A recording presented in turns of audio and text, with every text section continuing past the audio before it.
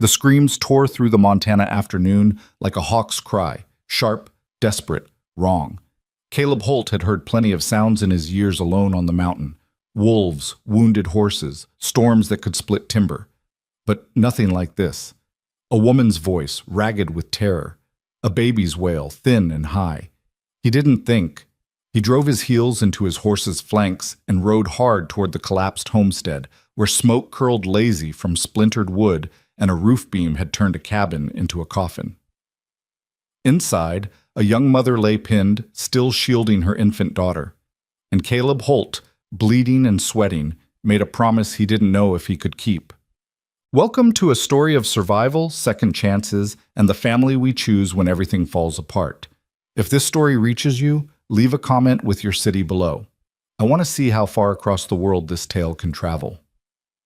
Now settle in, and let me tell you about the day Caleb Holt stopped running from his past. The Montana sky stretched wide and blue that September afternoon in 1873. The kind of sky that made a man believe the world was bigger than his mistakes. Caleb Holt had spent the better part of 5 years believing exactly that, riding the high country, breaking wild horses, keeping his distance from towns and the complications they brought. He preferred the company of pine and granite, the clean honesty of animals that didn't ask questions about where a man had been or why he chose solitude over society. His camp sat tucked in a grove of lodgepole pine near the Bitterroot Range, a simple arrangement of canvas, rope, and campfire. 3 horses grazed nearby, 2 half-broken mustangs and his own roan gelding, a steady animal named Rust for the color of old iron in his coat. Caleb had just finished checking the picket lines when he heard it. A scream. Not the kind that came from surprise or minor injury. This was the sound of someone facing death and refusing to go quiet. Rust's ears swiveled forward. Caleb's hand went instinctively to the rifle slung across his saddle, but he didn't reach for it. Instead, he grabbed the reins, vaulted into the saddle with the grace of a man who'd spent more time on horseback than on foot, and sent Rust into a gallop toward the sound. The terrain dropped away in a series of rocky shelves and scrub grass, the kind of country that rewarded the cautious and punished the careless. Caleb rode it like he'd been born to it, guiding Rust around boulders and deadfall, his eyes scanning ahead for the source of the screaming.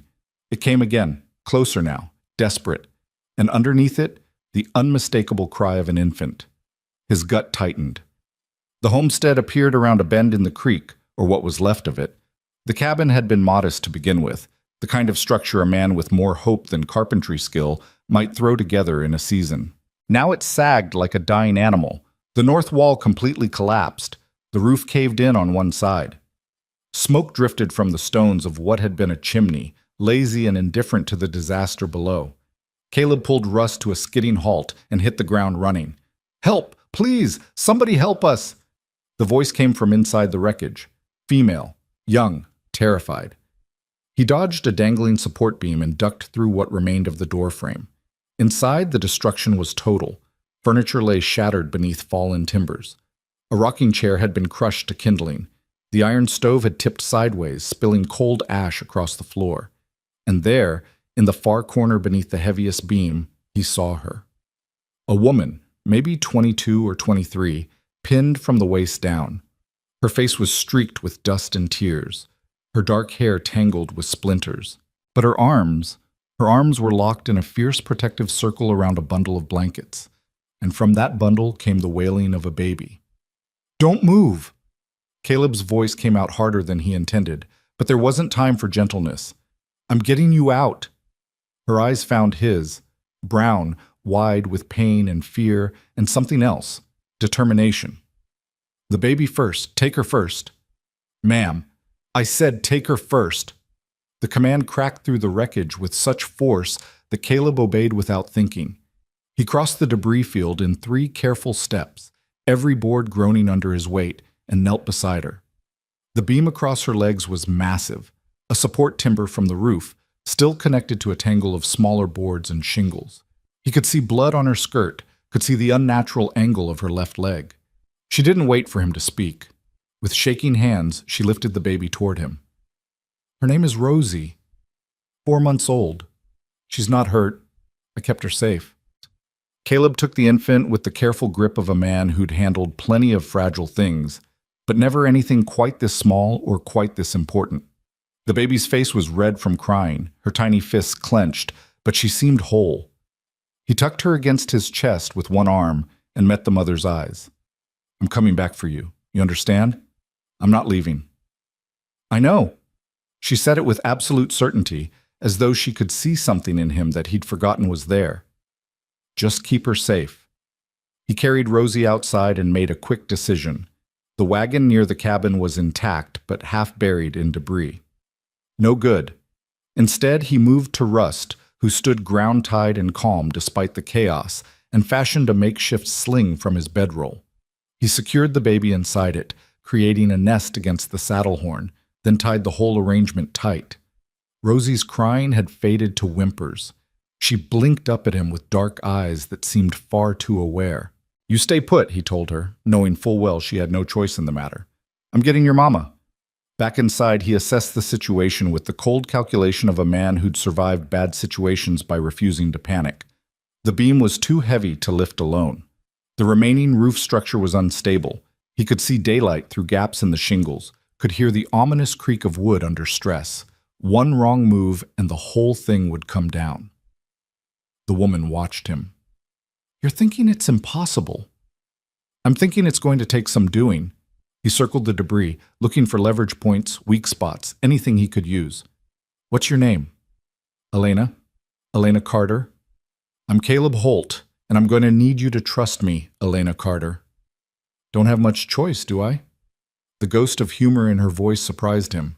Here she was, trapped and bleeding, and she could still find room for wry observation. He liked her immediately. "Your husband around?" Something shifted in her expression, something bitter and tired. "Travis left 3 days ago. Said he'd be back by yesterday. Said a lot of things." Caleb heard the weight of disappointment in those words, but didn't press. He'd found what he was looking for, a section of wall timber that had fallen parallel to the main beam, creating a potential fulcrum point. If he could rig a lever system, use Rust's strength to pull rather than his own to lift. "This is going to hurt," he said. "I won't lie to you about that." "I know. And it's going to take time. That roof could come down any minute." "I know that too." Elena shifted slightly, grimacing. "But you're still here. So I figure my odds are better than they were 10 minutes ago." He almost smiled. "You got grit, I'll give you that. I've got a daughter who needs her mother. That's what I've got." Caleb worked fast. He retrieved a coil of rope from Rust's saddle. Good hemp rope, the kind that could hold a struggling Mustang or haul a loaded travois. He tied one end to the fallen wall timber, making sure the knots would hold under strain. Then he threaded the rope through a gap in the collapsed roof structure, creating a crude but functional pulley system. The other end he brought outside and secured to Rust's saddle horn. The physics were simple enough. If he could get the wall timber to act as a lever against the main beam, and if Rust could provide enough pulling force, the beam might lift just enough for Elena to drag herself free. The variables were the unstable roof, the weight distribution, and the very real possibility that the whole structure would collapse the moment he shifted anything. Elena watched him work. "You've done this before."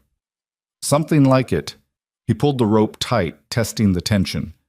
"Helped dig out a mining crew after a shaft collapse in Colorado.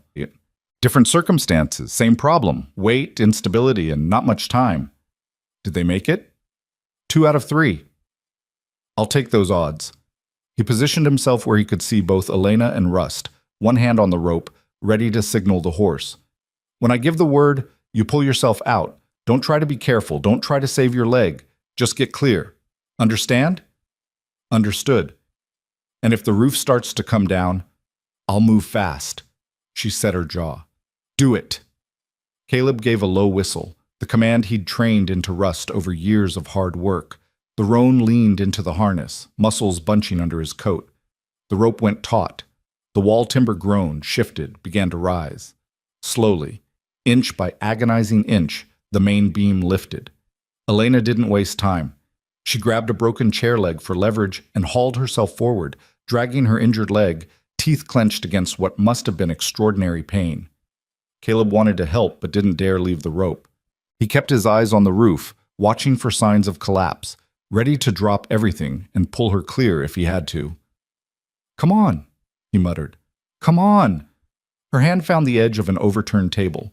She used it to pull herself another foot, then another. Blood streaked the floor behind her, but she was moving. She was clearing the beam. The rope snapped. Not the good hemp line, one of the roof supports it had been threaded through. The sudden release of tension sent the wall timber crashing down, and the main beam dropped back into place with a thunderous impact.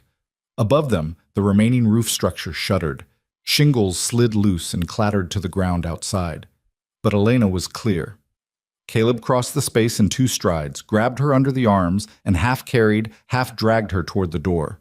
Behind them, the roof gave a final, tortured groan. He didn't look back. He got her over the threshold into the open air and kept moving until they were 30 feet from the cabin. Then the whole thing came down. The collapse was almost beautiful in its completeness, a cascade of timber and shingles and stone, folding in on itself like a house of cards. Dust billowed out in a choking cloud. The noise rolled across the valley and echoed off the mountains. When it settled, there was nothing left but rubble and the skeleton of a chimney pointing at the sky like an accusing finger. Caleb lowered Elena to the ground as gently as he could. She sat there, breathing hard, staring at what had been her home. Russ stood nearby with Rosie still secure in her sling, the baby miraculously quiet now, as though she understood the gravity of what had just happened. "You're alive," Caleb said.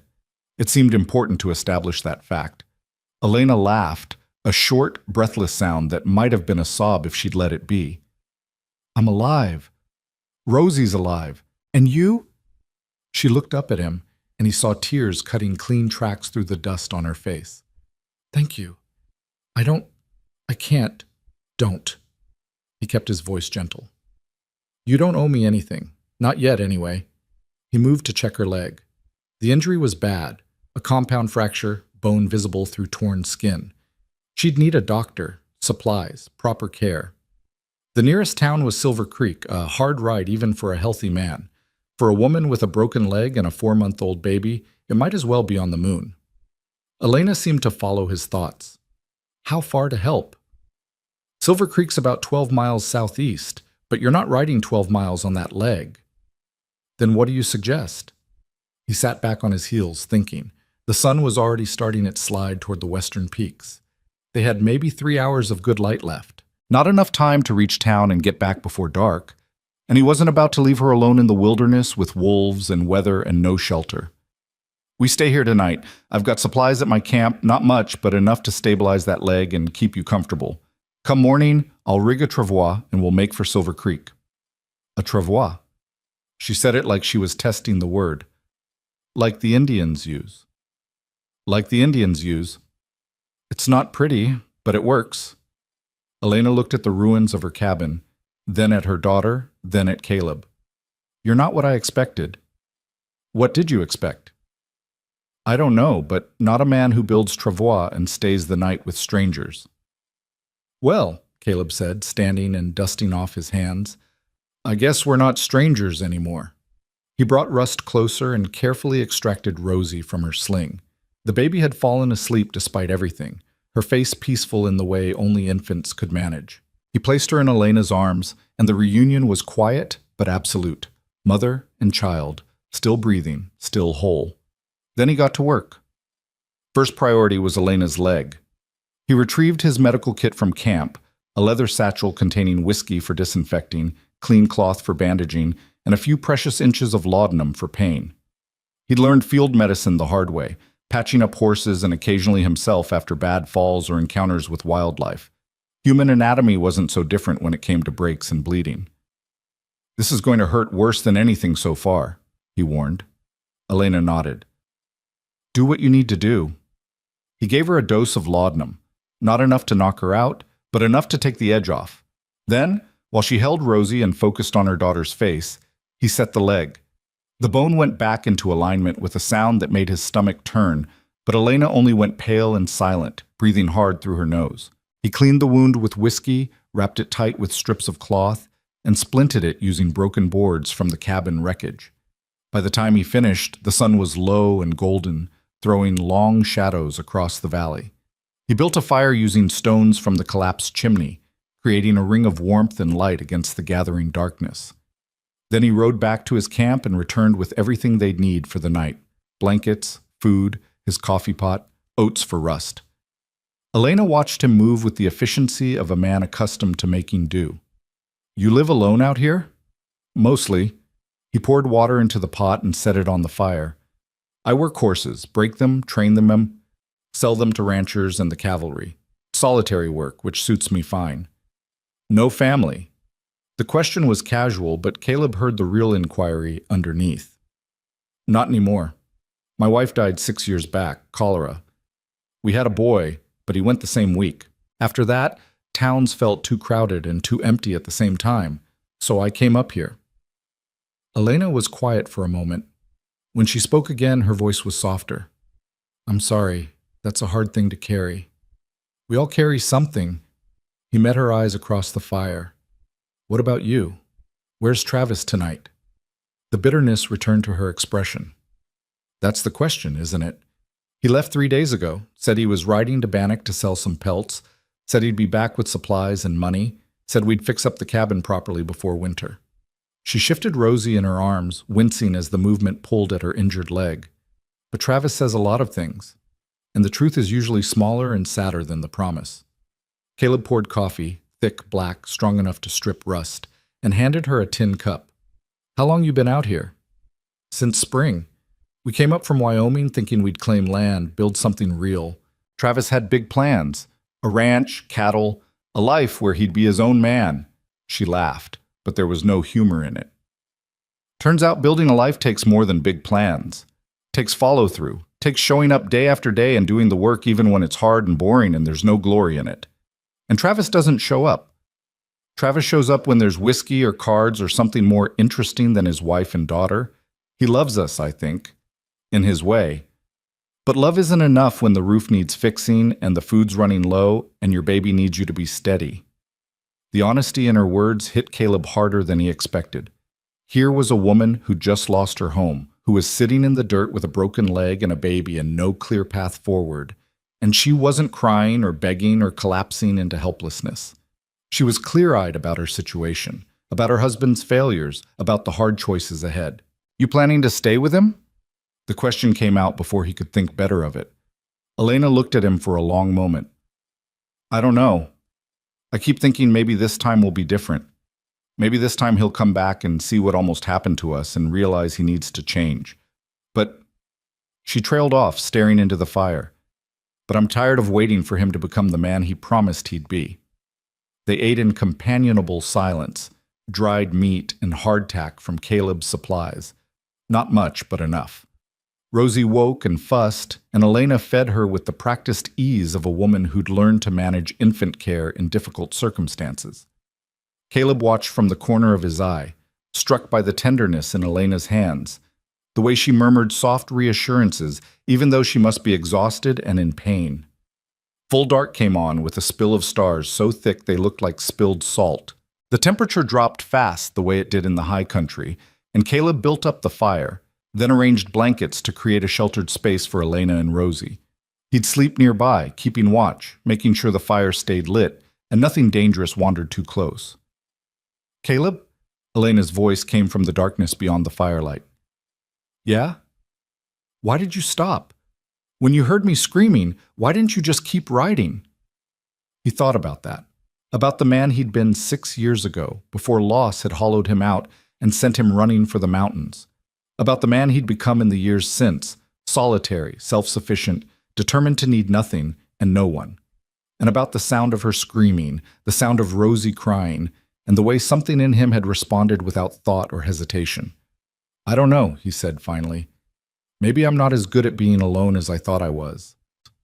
Elena didn't answer, but he heard her shift in the blankets, settling Rosie against her, and he thought he understood.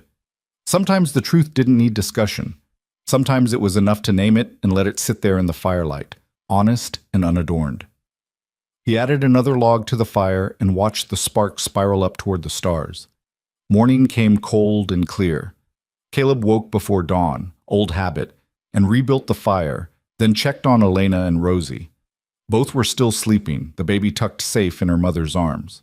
He took the opportunity to construct the travois, using straight pine poles and rope and a section of canvas from his tent.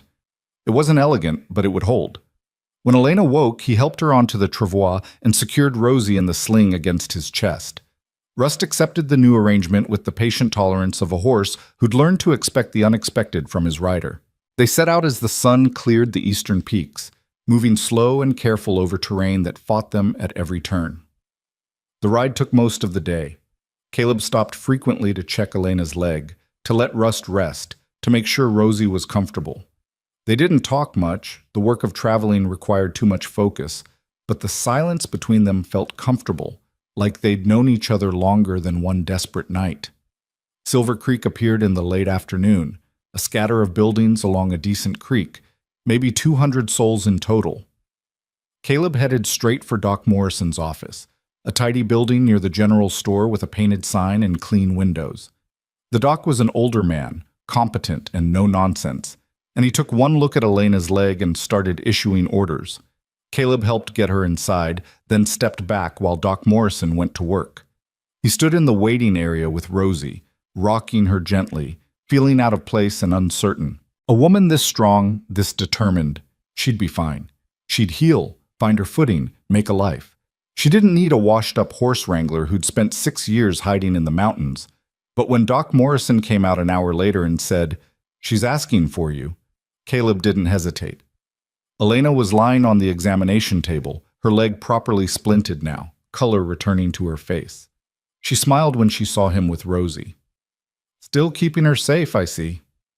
"Seemed like my job." He approached the table. "Doc says you'll heal clean." 6 weeks off the leg, could be worse. She reached for Rosie, and he placed the baby in her arms. "Doc also says I can't go back to that homestead even if I wanted to. Says it's no place for a woman alone with a baby." "He's right about that." Elena met his eyes. "I need to find Travis.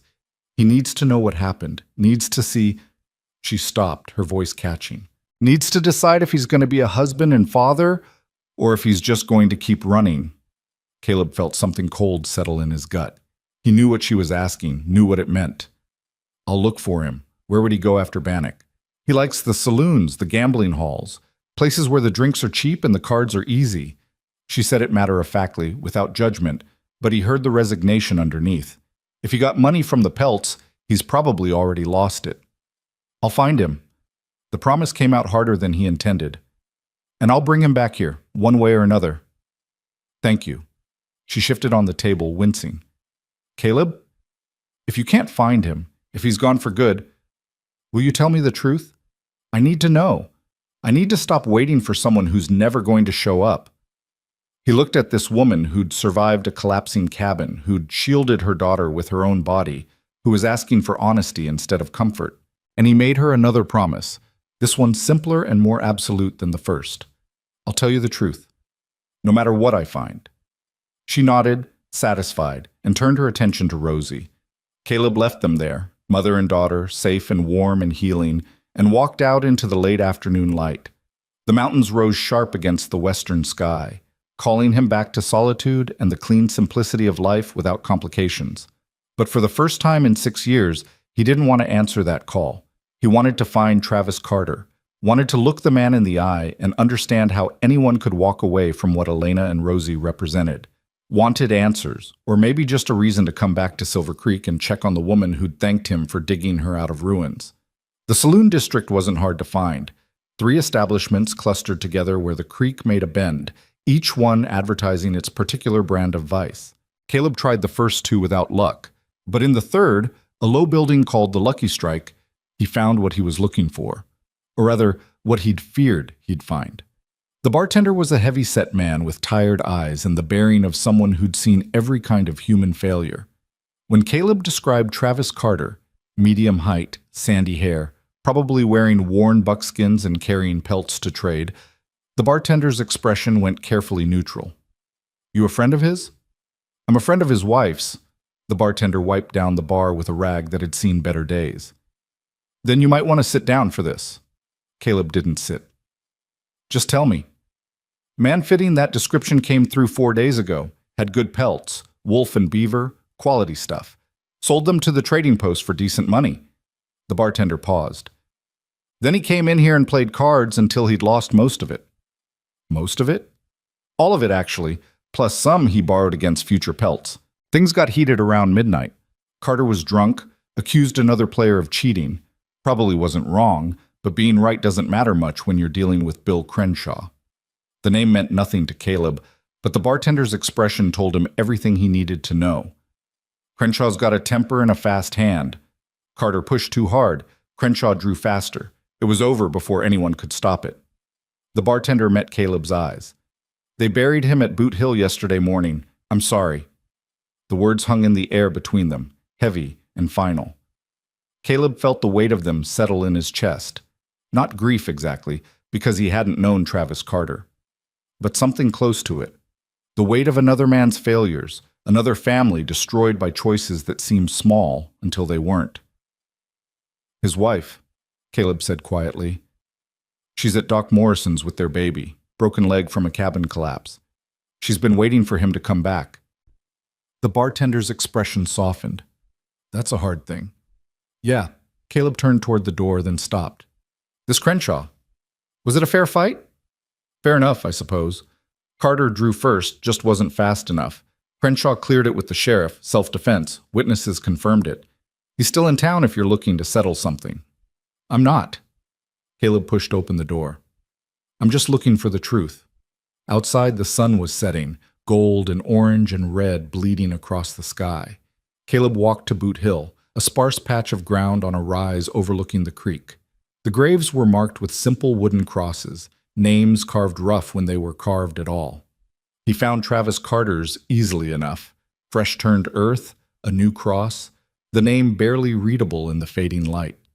He stood there for a long moment, trying to find the right words, but there weren't any.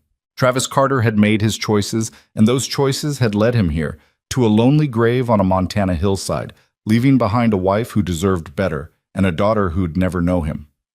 Finally, Caleb just said, I'll look after them, I promise. The walk back to Doc Morrison's office felt longer than it should have.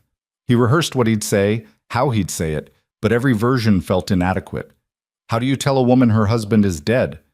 How do you deliver that kind of news and not break something fundamental in the process? Doc Morrison met him at the door. You found him? I found him. The doc studied his face, and understanding dawned. Ah, that's unfortunate. She asked for the truth. I told her I'd bring it. The truth is a hard gift sometimes. Doc Morrison stepped aside. She's resting. The baby's asleep. Maybe wait until morning? Caleb considered it, then shook his head. She's been waiting long enough. She deserves to know. He found Elena sitting up in a bed in the back room, staring out the window at the darkening sky. She turned when he entered, and he saw her read his expression immediately. The hope in her eyes dimmed, replaced by something harder and sadder and strangely resigned. He's dead. She said it as a statement, not a question. Yes. How? Caleb told her everything, the pelts, the gambling, the argument, the gunfight. He didn't soften it or try to make it prettier than it was. She'd asked for truth, and he gave it to her clean and complete. When he finished, Elena was quiet for a long time. She didn't cry, she just sat there, her hands folded in her lap, staring at nothing. Finally she spoke. I'm angry at him. Her voice was steady, controlled. Is that terrible? My husband is dead, and all I can think is that he left me alone with a baby and a broken leg and no home and no money, and he did it by being reckless and stupid and too proud to walk away from a bad situation. That's not terrible, Caleb said. That's honest. I loved him once. When we first met, he was so full of life, so certain everything would work out. And I believed him. She looked at Caleb. But love isn't enough, is it?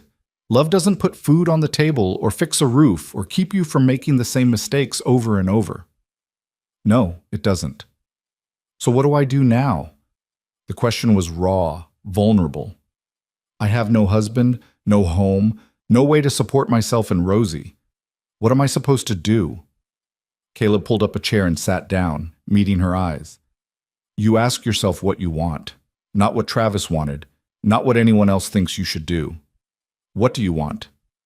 Elena thought about that. I want to raise my daughter somewhere safe. I want work that means something. I want to stop feeling like I'm waiting for my life to start. Then we figure out how to make that happen. We? She looked at him sharply. Why would you help me? You don't owe me anything.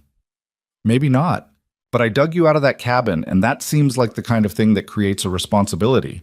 Plus, he paused, surprised by what he was about to say. Plus, I'd like to see how this turns out, how you turn out. And I think you're the kind of woman who could do something remarkable if given half a chance. Elena's eyes filled with tears, but she blinked them back. I don't even know what remarkable would look like. Neither did I 6 years ago. But here we are. She smiled then, small, fragile, but real. Here we are. They sat together in the gathering darkness, two people who'd been strangers yesterday and were something different now. Not family, not yet, but not strangers either. Something in between, forged in smoke and splinters and the simple act of showing up when it mattered. Outside, night settled over Silver Creek. Inside, a baby slept, a mother rested, and a horse wrangler who'd spent 6 years alone began to wonder if maybe, just maybe, solitude wasn't the answer he'd been looking for after all. The truth had arrived, hard and clean and final. Now came the harder part, deciding what to do with it. Morning came with the smell of coffee and antiseptic. Elena woke to find Doc Morrison checking her splint, his weathered hands gentle despite their efficiency. Rosie lay in a makeshift cradle fashioned from a drawer lined with blankets, her small chest rising and falling in the peaceful rhythm of infant sleep. How's the pain? Doc Morrison asked without looking up. Manageable. Elena shifted against the pillows, testing the limits of her mobility. The laudanum had worn off during the night, leaving a dull ache that pulsed with each heartbeat. How long before I can walk? 6 weeks if you're careful. 3 months if you're foolish. He straightened, meeting her eyes. You strike me as the careful type when it comes to your daughter. Less careful when it comes to yourself. Elena managed a tight smile. You read people well, Doc. Comes with the territory. He moved to the window, adjusting the curtain to let in more light. Caleb Holt left before dawn. Said he had business to attend to but would be back this afternoon. He paid for your care through the week. The information landed with unexpected weight. Elena had spent half the night lying awake, replaying everything Caleb had told her about Travis. The gambling, the gunfight, the grave on Boot Hill where her husband now rested alongside strangers and drifters and other men whose stories had ended badly. She'd felt anger, grief, relief, and guilt in equal measure, all of it tangled together until she couldn't separate one emotion from another. But underneath everything else was a question she couldn't quite shake. Why was Caleb Holt still here? He'd fulfilled his promise. He'd found Travis, delivered the truth, and paid for medical care. By any measure, his obligation was complete. He could ride back into the mountains and return to whatever solitary existence he'd built for himself. Yet Doc Morrison spoke as though Caleb's return was certain, as though there was more business between them that remained unfinished. Doc? Elena kept her voice casual. What do you know about Caleb Holt? Morrison paused in his organizing of medical supplies. Not much. He came through Silver Creek about 5 years back, traded some horses with the cavalry post up north, comes down maybe twice a year for supplies, pays cash, keeps to himself, doesn't cause trouble. He glanced at her. Why do you ask? He said his wife and son died, cholera. That would explain the solitude. Doc Morrison's expression softened. Some men handle loss by surrounding themselves with people. Others need distance to breathe. Sounds like Mr. Holt chose distance. Until yesterday. Until yesterday, the doc agreed, though I suspect you had something to do with that choice. Before Elena could respond, a knock sounded at the front door. Doc Morrison excused himself, leaving Elena alone with her thoughts and her sleeping daughter. She heard voices in the outer room, a woman's voice, bright and concerned, followed by the doc's lower rumble. A moment later, a woman appeared in the doorway. She was perhaps 40, dressed in a practical calico dress with an apron tied at her waist, her graying hair pulled back in a neat bun. She carried a basket covered with a checkered cloth, and her eyes held the kind of directness that suggested she didn't waste time on pretense. Mrs. Carter?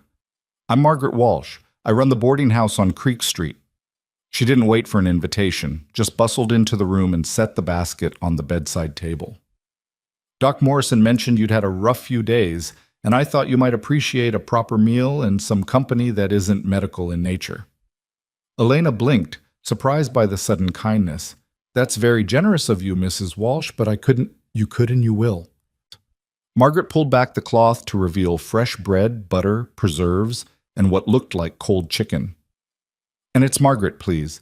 We don't stand much on formality in Silver Creek, especially when someone's had the kind of week you've had. The smell of the bread made Elena's stomach clench with hunger. She hadn't realized how long it had been since she'd eaten anything substantial. Thank you, truly. Don't thank me yet. I'm not just here out of charity. Margaret settled into the chair beside the bed with the air of someone preparing for a substantial conversation. Word travels fast in a town this size, and by now everyone knows about Travis Carter getting himself killed in a card game and leaving behind a widow with a broken leg and a baby. That kind of news gets people talking. Elena felt her spine stiffen. I see. Now, don't get defensive. Margaret's tone was firm, but not unkind. Some of that talk is pure gossip and nosiness, which you can ignore, but some of it is practical concern from folks who've been where you are, alone, uncertain, trying to figure out the next step. I'm here representing the latter group. What kind of practical concern? The kind that comes with options. Margaret leaned forward. Silver Creek's got a schoolhouse, but no teacher. The last one married a rancher and moved up to Helena 3 months ago. The town council's been arguing about finding a replacement ever since. Now, I don't know your education or your inclinations, but Doc Morrison mentioned you can read and write, and Caleb Holt seems to think you've got backbone and brains. That's more qualification than most. Elena stared at her. You're offering me a teaching position? I'm offering you a conversation with the town council, which would likely lead to a teaching position if you're interested. The pay isn't much, room, board, and $30 a month, but it comes with a small cottage behind the schoolhouse and enough stability to raise your daughter without depending on charity or remarriage. The word remarriage hung in the air between them. Elena knew what Margaret wasn't saying, that a young widow with a baby and no family would face pressure to remarry quickly, to find a man willing to provide for her in exchange for domestic labor and companionship. It was the expected path, the practical path, the path that would solve her immediate problems while creating a host of new ones. I don't want to remarry. The words came out sharper than Elena intended. Margaret's expression didn't change. Then don't. Take the teaching job, raise your daughter, build a life on your own terms. There's no law says a woman needs a man to survive, even if there's plenty of people who'll tell you otherwise. Elena felt something loosen in her chest, a tension she hadn't realized she'd been carrying. You make it sound simple. It's not simple. It's hard work and long hours and dealing with children who don't always want to learn and parents who think they know better how you should do your job. But it's honest work, and it's yours. Margaret stood, brushing invisible wrinkles from her apron. Think on it. The town council meets Thursday evenings at my boarding house. You'd be welcome to join us and hear the details proper. I'm not sure I can walk by Thursday. Then we'll carry you. Margaret moved toward the door, then paused. One more thing. Caleb Holt asked me to check on you while he was out. Said you might need female company and practical help. That man's got more sense than most when it comes to reading situations. She left before Elena could formulate a response, taking her basket but leaving the food behind. Elena sat there in this quiet room, listening to Rosie's soft breathing and trying to process everything that had happened in the span of a single conversation. A teaching position, a cottage, $30 a month, and the chance to build something independent and lasting. It felt too good to be true, too easy after everything had been so hard. But Margaret Walsh hadn't struck her as the type to make empty promises or set up false hope. Elena reached for the bread, tearing off a piece and spreading it with butter and jam. The taste was simple and perfect, the kind of comfort that came from food made with care and shared without conditions. As she ate, she let herself imagine it, standing in front of a classroom, teaching children to read and cipher, coming home to a cottage that was hers, not dependent on any man's whims or failures, raising Rosie in a place where they were known and valued, not pitied or pressured. It was a future she hadn't dared to envision 24 hours ago. Now it sat in front of her like an unexpected gift, waiting to see if she'd be brave enough to reach for it. The afternoon brought Caleb, looking dusty and tired but carrying supplies, fabric for bandages, a pair of crutches carved from smooth pine, and a small wooden rattle he claimed to have won in a trade, but which Elena suspected he'd carved himself during the quiet hours before dawn. "Margaret Walsh came by," Elena said as he set the crutches against the wall. "She made me an offer." Caleb pulled up the chair, turning it backward and straddling it with his arms crossed over the back. "The teaching position. You knew about it?" "I suggested it. Or rather, I mentioned to Margaret that you seemed like the kind of woman who'd be wasted on washing other people's laundry or waiting tables. She took it from there." He watched her steadily. "You interested?" Elena picked up the wooden rattle, turning it over in her hands. It was beautifully made, smooth and balanced, with tiny stones inside that made a soft sound when shaken. "I don't know if I'm qualified. Can you read?" "Yes." "Write in a clear hand?" "Yes." "Manage children without losing your patience or your authority?" Elena thought about the hours she'd spent caring for Rosie alone while Travis was gone, managing fear and exhaustion and the constant demands of an infant without falling apart. "I think so." "Then you're qualified." Caleb said it with such certainty that Elena almost believed him. "The rest is just showing up and doing the work. You're good at that." "How do you know what I'm good at?" "You've known me 2 days. I know you shielded your daughter with your own body when that cabin came down. I know you didn't panic when you were trapped, didn't waste time on hysteria or blame. I know you asked hard questions about your husband and accepted hard answers without flinching." He leaned forward slightly. "And I know you're sitting here trying to figure out how to build a future instead of mourning what you lost. That tells me everything I need to know about what you're capable of." Elena felt her throat tighten. "You have a lot of faith in a stranger." "You're not a stranger anymore. We covered that yesterday." The simple statement carried more weight than it should. Elena looked at this man who'd appeared out of nowhere, who'd risked his life to save hers, who seemed determined to see her not as a widow to be pitied, but as a person with agency and potential. She didn't know what to do with that kind of attention, that kind of respect. "Why are you doing this?" The question came out quieter than she'd intended. "You don't owe me anything, Caleb. You saved my life. That's enough. You don't have to rebuild it too." Caleb was quiet for a long moment, his fingers drumming against the chair back. When he spoke, his voice was low and careful. "6 years ago, when my wife and boy died, people tried to help.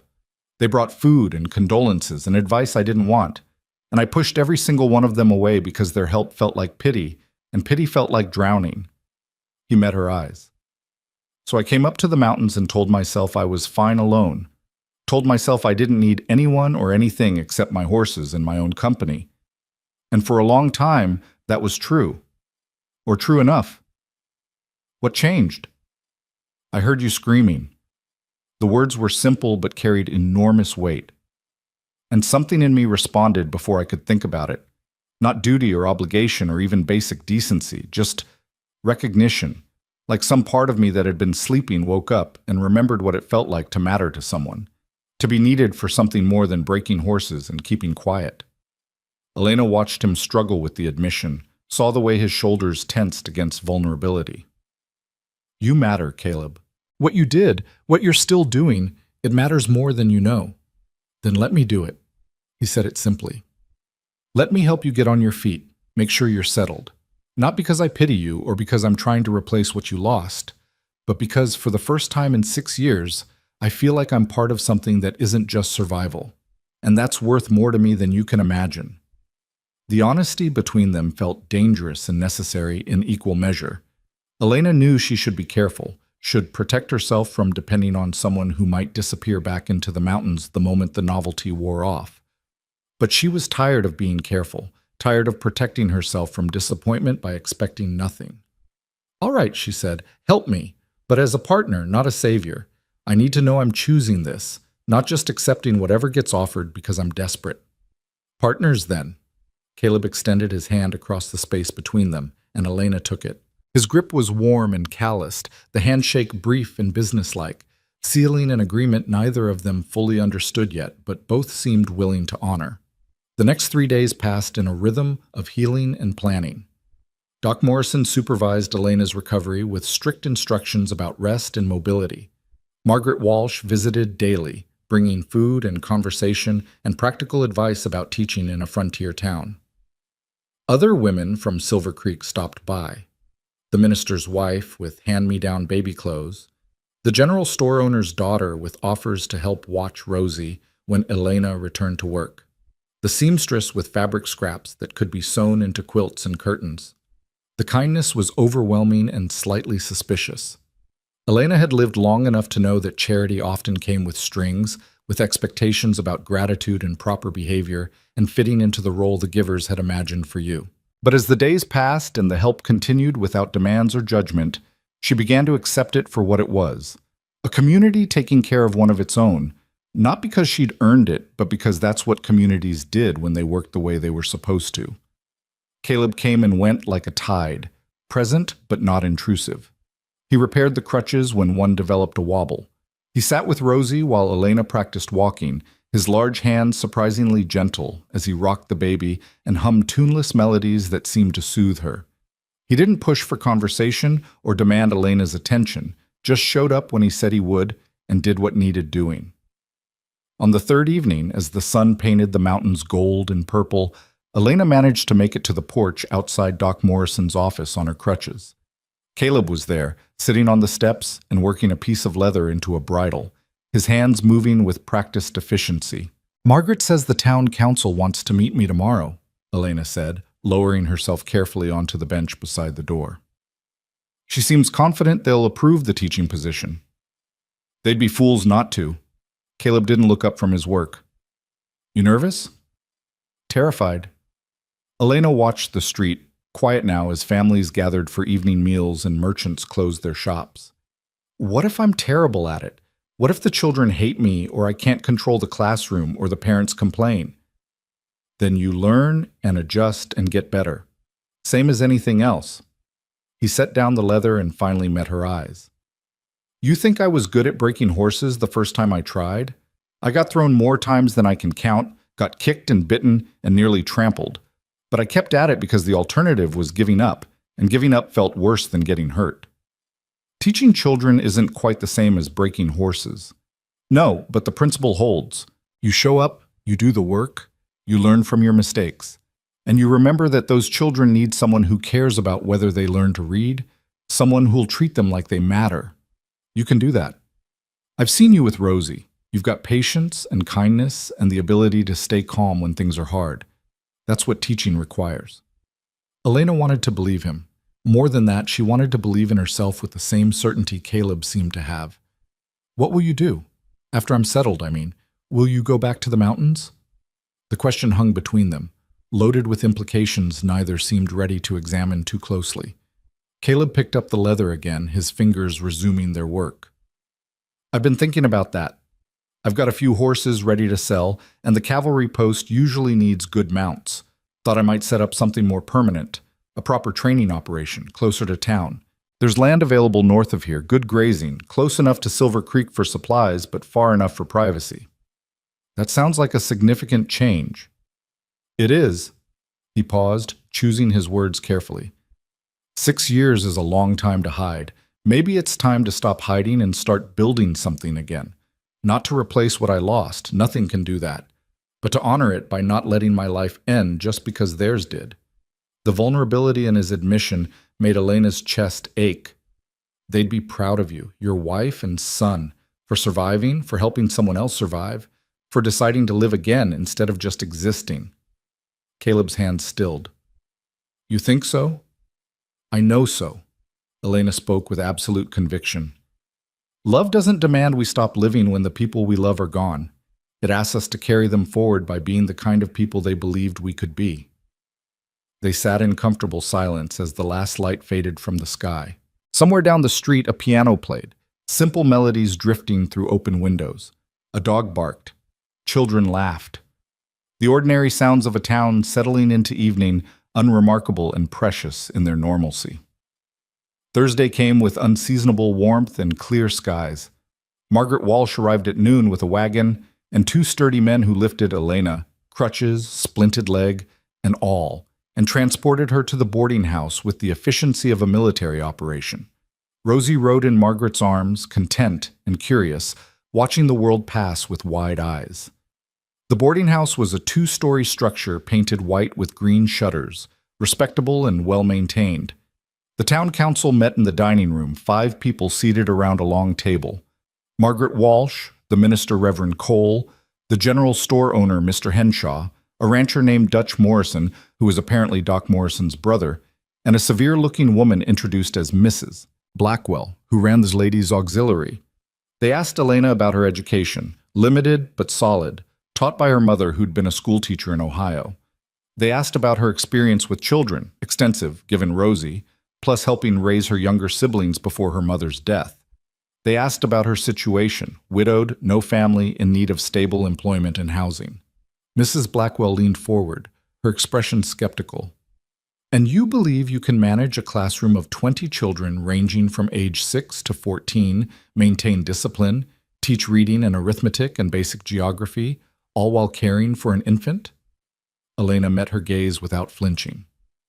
"I believe I can try, and I believe that trying while caring for my daughter is better than not trying at all. The alternative is taking in laundry or worse, and neither of those options serves this town or my child as well as teaching would." "Spoken plainly," Dutch Morrison observed with approval. "I like that. But plain speaking doesn't guarantee competence," Mrs. Blackwell countered.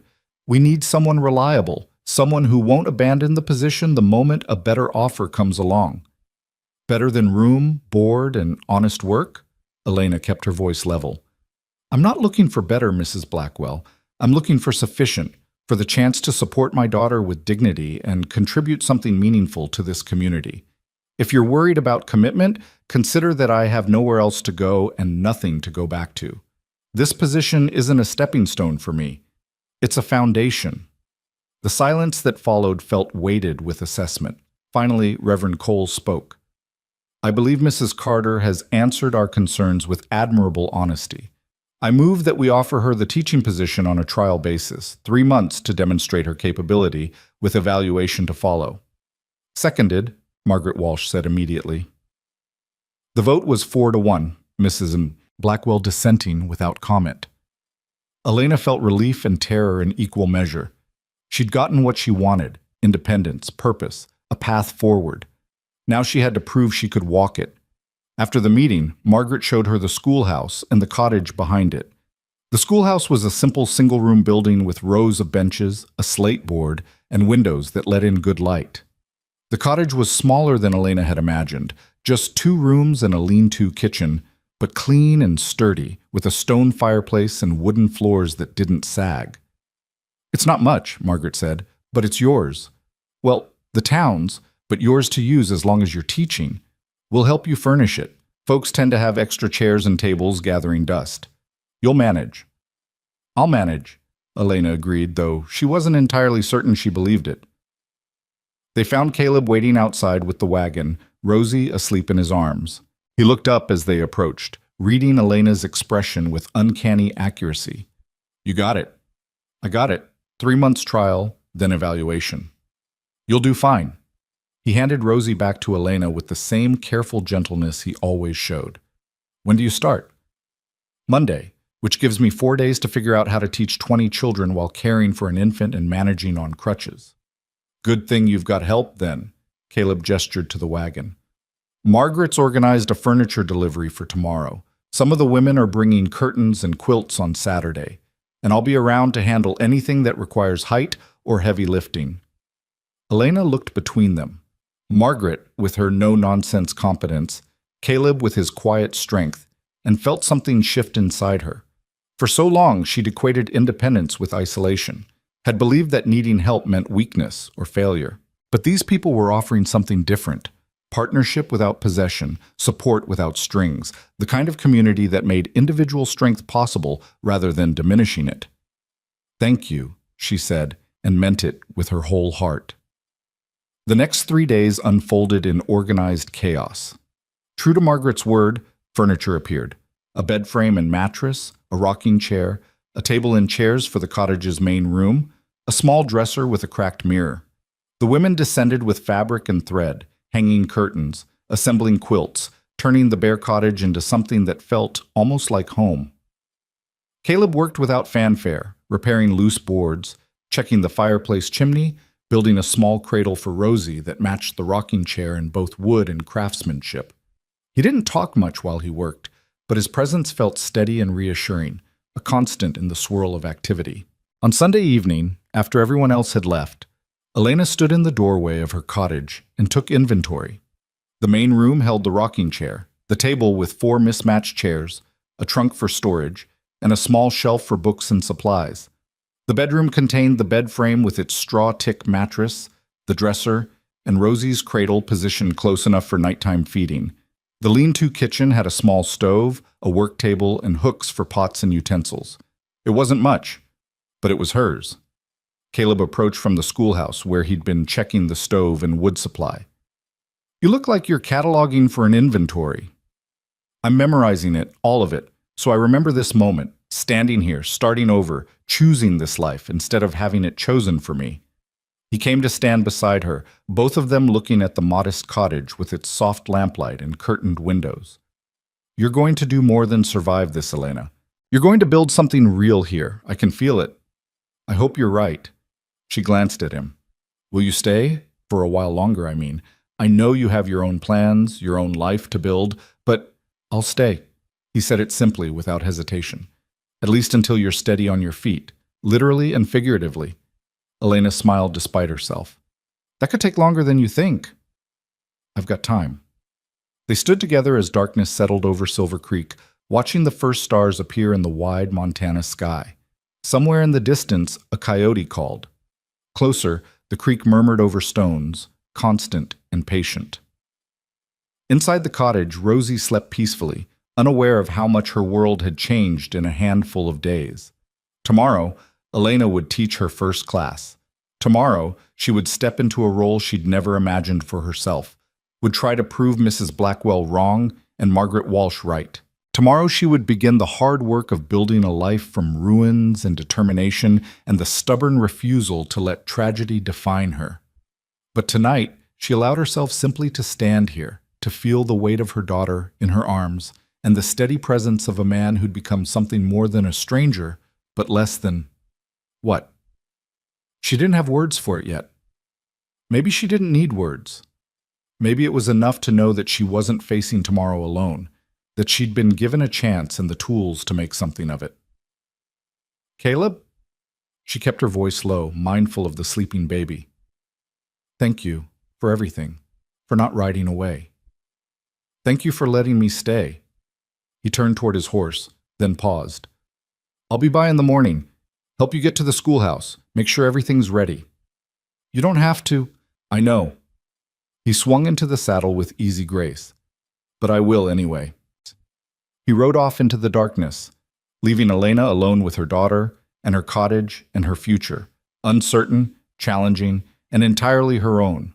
She carried Rosie inside, closed the door, and began the evening routine that would become familiar in the weeks to come, banking the fire, checking the windows, settling the baby in her cradle.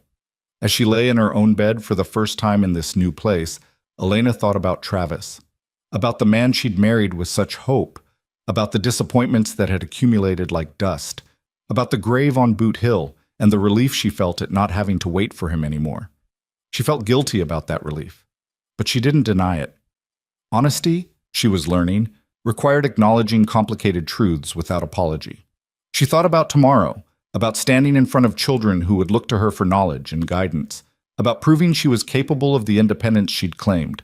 She thought about Caleb Holt and his quiet competence, about the way he seemed to see her as she wanted to be seen, not as a victim or a charity case, but as someone with strength and potential and agency. And she thought about Rosie, sleeping peacefully in her cradle, unaware that her mother had just bet everything on the chance that love and hard work could overcome bad luck and poor choices and the kind of loss that might have broken someone with less stubborn determination. Sleep came easier than Elena expected, pulling her down into dreamless rest. Outside, Silver Creek settled into its own rhythms, and in the mountains beyond, the night held its secrets close, waiting to see what morning would bring. Morning arrived with the kind of crystalline clarity that made the mountains look close enough to touch. Elena woke to Rosie's soft fussing and the unfamiliar creaks of a house that wasn't hers but also wasn't anyone else's. A strange middle ground that felt both liberating and terrifying. She fed the baby, dressed herself in the most respectable dress she owned, dark blue calico that Margaret had altered to fit her smaller frame, and tried not to think about the 20 children who would soon be looking to her for guidance she wasn't certain she could provide. Caleb arrived as promised, leading Rust and carrying a leather satchel that turned out to contain books. Found these at the general store. Mr. Henshaw said they've been sitting in his back room for 2 years, primers, a arithmetic text, and something about American geography that's probably out of date but better than nothing. Elena took the books with hands that trembled slightly. I don't know how to repay you. Teach those kids to read, that'll be payment enough. He glanced at her crutches. You ready for this? No, but I'm doing it anyway. The walk to the schoolhouse took longer than it should have, Elena navigating the uneven ground with her crutches while Caleb carried Rosie and the books. The morning was still cool, the sun not yet high enough to burn off the dew, and Elena could see her breath in small clouds. When they reached the schoolhouse, several children were already waiting on the steps, mostly younger ones, eyes wide with curiosity, whispering to each other. An older girl, maybe 13, stood slightly apart from the group. She had dark hair plaited in a severe braid and a dress that had been patched so many times it was hard to tell what the original fabric had been. When Elena approached, the girl's expression shifted from curiosity to something harder, more evaluative. You the new teacher? The question carried challenge beneath its surface. I am. Elena Carter. She shifted her weight on the crutches, meeting the girl's gaze directly. And you are? Sarah Drummond. I've been helping with the younger kids since Miss Peters left. The unspoken question hung between them. Would Elena need that help, or was she capable of managing on her own? I'd appreciate your continued help, Sarah. I suspect you know these children better than I do, and that knowledge is valuable. Elena saw something shift in Sarah's expression, surprise, maybe, or the beginning of respect. Would you be willing to assist me, at least until I find my footing? Sarah considered this, then nodded once. I can do that. Other children trickled in as the morning progressed. Farm kids with sun-browned faces and work-roughened hands. Town children in slightly better clothes. A pair of twins who whispered to each other in what sounded like Swedish. By the time Elena rang the bell, an old cowbell Caleb had hung by the door, there were 19 children assembled inside the schoolhouse, ranging from a tiny 6-year-old boy who looked terrified to a lanky 14-year-old who slouched in the back with studied indifference. Caleb had positioned Rosie's cradle near the teacher's desk, and the baby slept through the commotion with the enviable obliviousness of infancy. Elena took her place at the front of the room, leaning her crutches against the desk, and waited for silence. It took longer than she'd hoped. The children talked among themselves, tested boundaries, watched her with varying degrees of skepticism. Finally, Sarah stood and said sharply, "Quiet down. Let Mrs. Carter talk." The room settled into an expectant hush. Elena took a breath. My name is Mrs. Carter, and I'll be your teacher for the foreseeable future. I know some of you are wondering if I'm capable of this job, given that I'm on crutches with a baby and I'm new to Silver Creek. That's a fair question. The answer is, I don't know yet, but I'm going to try my best, and I'm going to ask the same from each of you. She scanned the room, making eye contact with as many children as possible. I'm not here to make your lives harder or to punish you for not knowing things you haven't been taught. I'm here to help you learn to read, to write, to work with numbers, and to understand the world beyond this valley. Some of you will find this easy. Some will find it hard. But all of you are capable of learning, and all of you deserve the chance. A small boy in the front row raised his hand tentatively. What if we're stupid? You're not stupid. None of you are stupid. Elena said it with such conviction that several children sat up straighter. Some people learn faster than others. Some people struggle with reading but excel at numbers. Some people need to hear something 5 times before it sticks.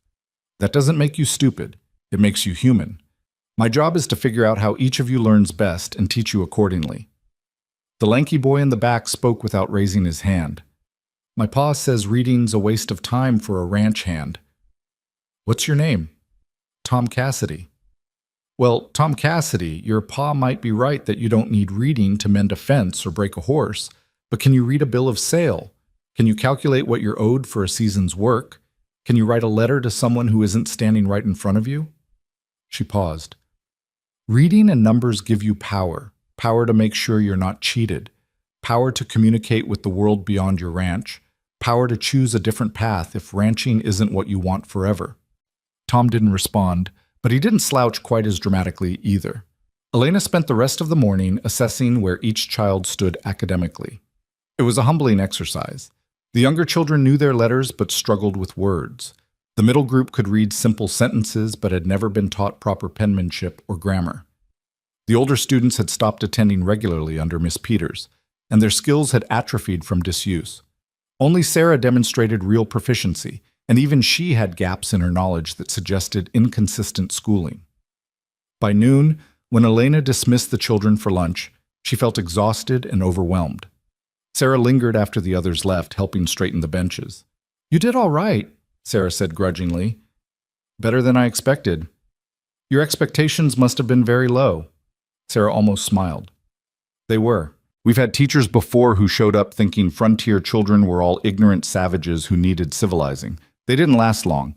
You at least seem to think we're worth teaching. You are worth teaching. Elena lowered herself into the chair behind her desk, grateful to be off her feet. Thank you for your help this morning. I meant what I said. I need you. I'll be here. Sarah moved toward the door, then turned back. My ma died last year. Consumption. My pa works the mine and drinks too much, and I've got 4 younger siblings to look after. That's why I know the kids so well. I've been doing this longer than you have. The admission was delivered matter-of-factly, without self-pity, but Elena heard the weight beneath it. I'm sorry about your mother, Sarah, and I'm grateful you're willing to share what you know. That takes generosity. Sarah shrugged, uncomfortable with the acknowledgement. Someone's got to keep things running. Might as well be useful. She left before Elena could respond, but the conversation stayed with her through the afternoon session, through the struggle to keep the younger children focused and the older ones engaged, through the moment when Rosie woke screaming and Elena had to nurse her while simultaneously helping a struggling reader sound out words. By the time she dismissed the children at 3 o'clock, she felt wrung out and uncertain whether she'd accomplished anything at all. Caleb appeared as the last child departed, carrying a basket that smelled like roasted chicken. Margaret sent food. Said you'd be too tired to cook. Margaret's a prophet. Elena accepted the basket gratefully. How does she know these things? Experience, probably. She's been running that boarding house for 15 years. I imagine she's seen every kind of exhaustion there is. He glanced around the schoolhouse. How did it go? I have no idea. I kept them mostly quiet, got through some basic assessment, didn't lose my temper or break down crying. Beyond that, I'm not sure I can evaluate my own performance. Sounds like success to me. They walked back to the cottage in the late afternoon light, Caleb carrying Rosie again, Elena managing her crutches with slightly more confidence than she'd had that morning. The cottage felt like sanctuary after the chaos of the schoolhouse, quiet, private, hers. She settled into the rocking chair while Caleb unpacked the basket, revealing not just chicken, but also bread, butter, stewed apples, and a jar of milk. You don't have to stay, Elena said, though she hoped he would. I know. He pulled up a chair and started dividing the food onto plates. But I'm hungry, and eating alone is depressing, unless you prefer solitude. I've had enough solitude to last a lifetime. Elena accepted the plate he handed her. Stay, please. They ate in comfortable silence, the kind that didn't require filling with conversation. Through the window, Elena could see children walking home in small clusters, their voices carrying in the clear air. She wondered what they were saying about her, whether they thought she'd last or whether they were already placing bets on when she'd give up and leave. You're thinking too hard, Caleb observed. I'm wondering if I can actually do this, if I'm good enough, strong enough, smart enough. You are. All of those things. He set down his fork. But even if you weren't, you'd still be here trying. That counts for something. Does it? Trying without succeeding? Trying is succeeding. Everything else is just details. He stood, collecting the empty plates. You showed up today. You'll show up tomorrow. That's what these kids need. Someone who doesn't disappear, doesn't give up when it gets hard. You've already proven you can do that. Elena wanted to believe him. More than that, she wanted to become the person he seemed to think she already was. Steady, capable, worthy of the trust these children were placing in her. She watched him wash the plates in the basin, his movements efficient and practiced, and felt a surge of gratitude so intense it almost frightened her. Caleb?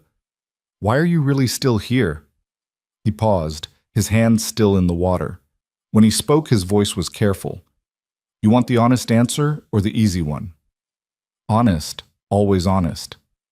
I'm here because for the first time in 6 years, I feel like I'm part of something that matters. Because watching you build this life makes me believe I could build one too. Because... He stopped, searching for words. Because you and Rosie remind me that life keeps happening even after you think it's over, and maybe that's not something to run from anymore. The admission hung between them, vulnerable and true. Elena set down her own plate and met his eyes across the small room. I'm glad you're here. Not just for the help, though that matters, but because you make me feel less alone in ways I didn't know I needed. Good. Caleb dried his hands on a towel. Then we're even.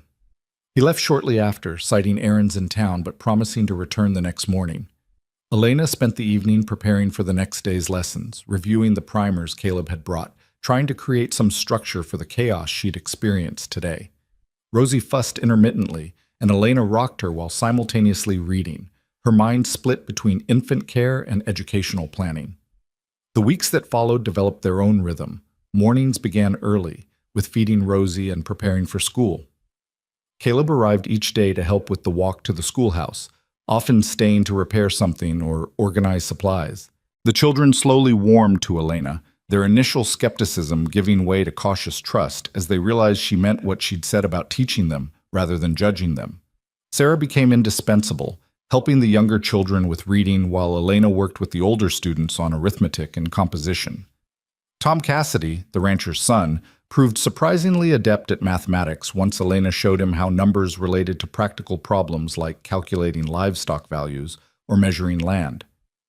The Swedish twins, Anders and Ingrid, struggled with English but excelled at memorization and could recite entire passages once they understood them.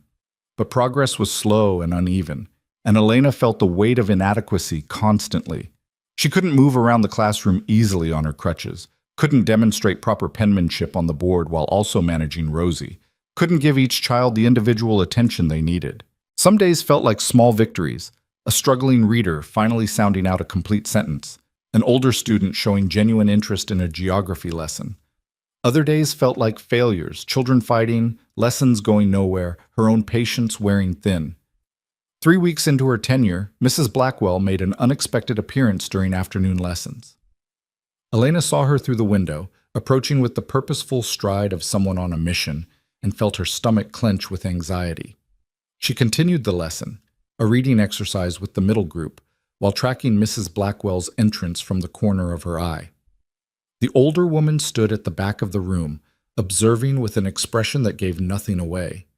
Elena pushed through her nervousness, calling on students, correcting pronunciation, offering encouragement. When she finally dismissed the children for the day, Mrs. Blackwell remained, waiting. Mrs. Blackwell, I didn't expect to see you today. Well, I wanted to observe your teaching without advance notice, get a sense of how things actually operate rather than how you prepare for inspection. Mrs. Blackwell walked slowly through the room, examining the slate board where Elena had written the day's vocabulary words. Your penmanship is adequate but not exemplary. The younger children are restless. That boy in the back, Tom Cassidy, was barely paying attention. Elena felt defensiveness rise in her throat but forced it down. You're right about all of those things. I'm working on the penmanship, trying to find ways to keep the younger children engaged, and Tom struggles with reading but excels at mathematics. I've been trying to leverage his strengths to build confidence. Leverage his strengths? Mrs. Blackwell repeated the phrase with obvious skepticism. That sounds like something from a pedagogy textbook written by someone who's never actually taught children. It sounds like common sense. If a child feels stupid every time you put a book in front of him, eventually he'll stop trying. But if you can show him he's smart in other ways first, He might be willing to work harder at the things that don't come naturally. Mrs. Blackwell studied her for a long moment. You're not what I expected, Mrs. Carter. So I've been told. I voted against hiring you. I believed you would fail, too young, too inexperienced, too burdened with personal circumstances to give this position the attention it requires. She paused. I'm still not convinced you'll succeed, but I'm less certain you'll fail than I was 3 weeks ago. It was perhaps the closest thing to a compliment Mrs. Blackwell was capable of giving. Elena accepted it with a nod. I appreciate your honesty, and I'll continue trying to prove your concerns unfounded. See that you do. Mrs. Blackwell moved toward the door, then stopped. One more thing. I noticed you favoring your injured leg more than usual this afternoon. Doc Morrison's office is 2 streets over. Pride is admirable, but infection or improper healing serves no one. She left before Elena could respond, her boots clicking sharply on the wooden floor. Elena stood there in the empty schoolhouse, Rosie asleep in her cradle, and felt the accumulated exhaustion of 3 weeks crash over her like a wave. Mrs. Blackwell was right. Her leg had been throbbing all afternoon, a persistent ache that suggested she'd been pushing too hard too soon. But she couldn't afford to slow down, couldn't afford to show weakness or ask for more help than she'd already received. The 3-month evaluation was approaching, and she needed to prove beyond doubt that she was capable of this position, that hiring her had been the right choice despite her circumstances. She packed up her materials, gathered Rosie, and made her way back to the cottage on increasingly painful legs. Caleb was waiting outside, and his expression shifted to concern the moment he saw her. What happened? Nothing, just a long day. Elena. He said her name with gentle firmness. You're pale as milk, and you're limping worse than I've seen since that first week. What happened? She wanted to brush him off, to maintain the facade of competence and independence. But the pain and exhaustion made honesty easier than pretense. Mrs. Blackwell came to observe. She pointed out all my failures with surgical precision, then suggested I see Doc Morrison because my leg looks worse. She's right on both counts, but I don't have time to fail or to be injured. You have time for both if that's what's needed. Caleb took Rosie gently from her arms. Come on. We're going to the docks. Caleb, I can't. Yes, you can. And you will, because ignoring an injury until it becomes serious is the kind of stubborn stupidity that helps no one. His voice was firm but not unkind. You can't teach if you can't walk, and you can't walk if you don't take care of yourself. So we're going to Doc Morrison's, and you're going to let him check that leg, and then we're going to figure out how to lighten your load until you're fully healed. Elena wanted to argue, but couldn't find the energy. Instead, she let Caleb help her to his horse and rode the short distance to Doc Morrison's office, with Rosie cradled between them. The doc took one look at her leg and issued a string of reprimands about overdoing it, ignoring warning signs, and the foolishness of young women who thought determination could override basic medical reality. The diagnosis was inflammation and minor infection, treatable but requiring rest and better care of the wound. Doc Morrison rebandaged the leg, gave Elena salve and strict instructions, and told her to stay off her feet for at least 3 days. 3 days? I have school. You have Sarah Drummond, Doc Morrison interrupted. That girl's been practically running the school anyway, from what I hear. Let her take the lead for a few days while you heal properly. Otherwise, you'll end up with a serious infection, and then you'll be out for weeks instead of days. The logic was sound, even if Elena hated it. That evening, she sent word through Caleb to Sarah, explaining the situation and asking if Sarah could manage the school with minimal oversight. The response came back within an hour. Sarah would handle the teaching, would bring updates each evening, and would make sure the children understood Mrs. Carter was still their teacher and would return soon. The forced rest felt like failure at first.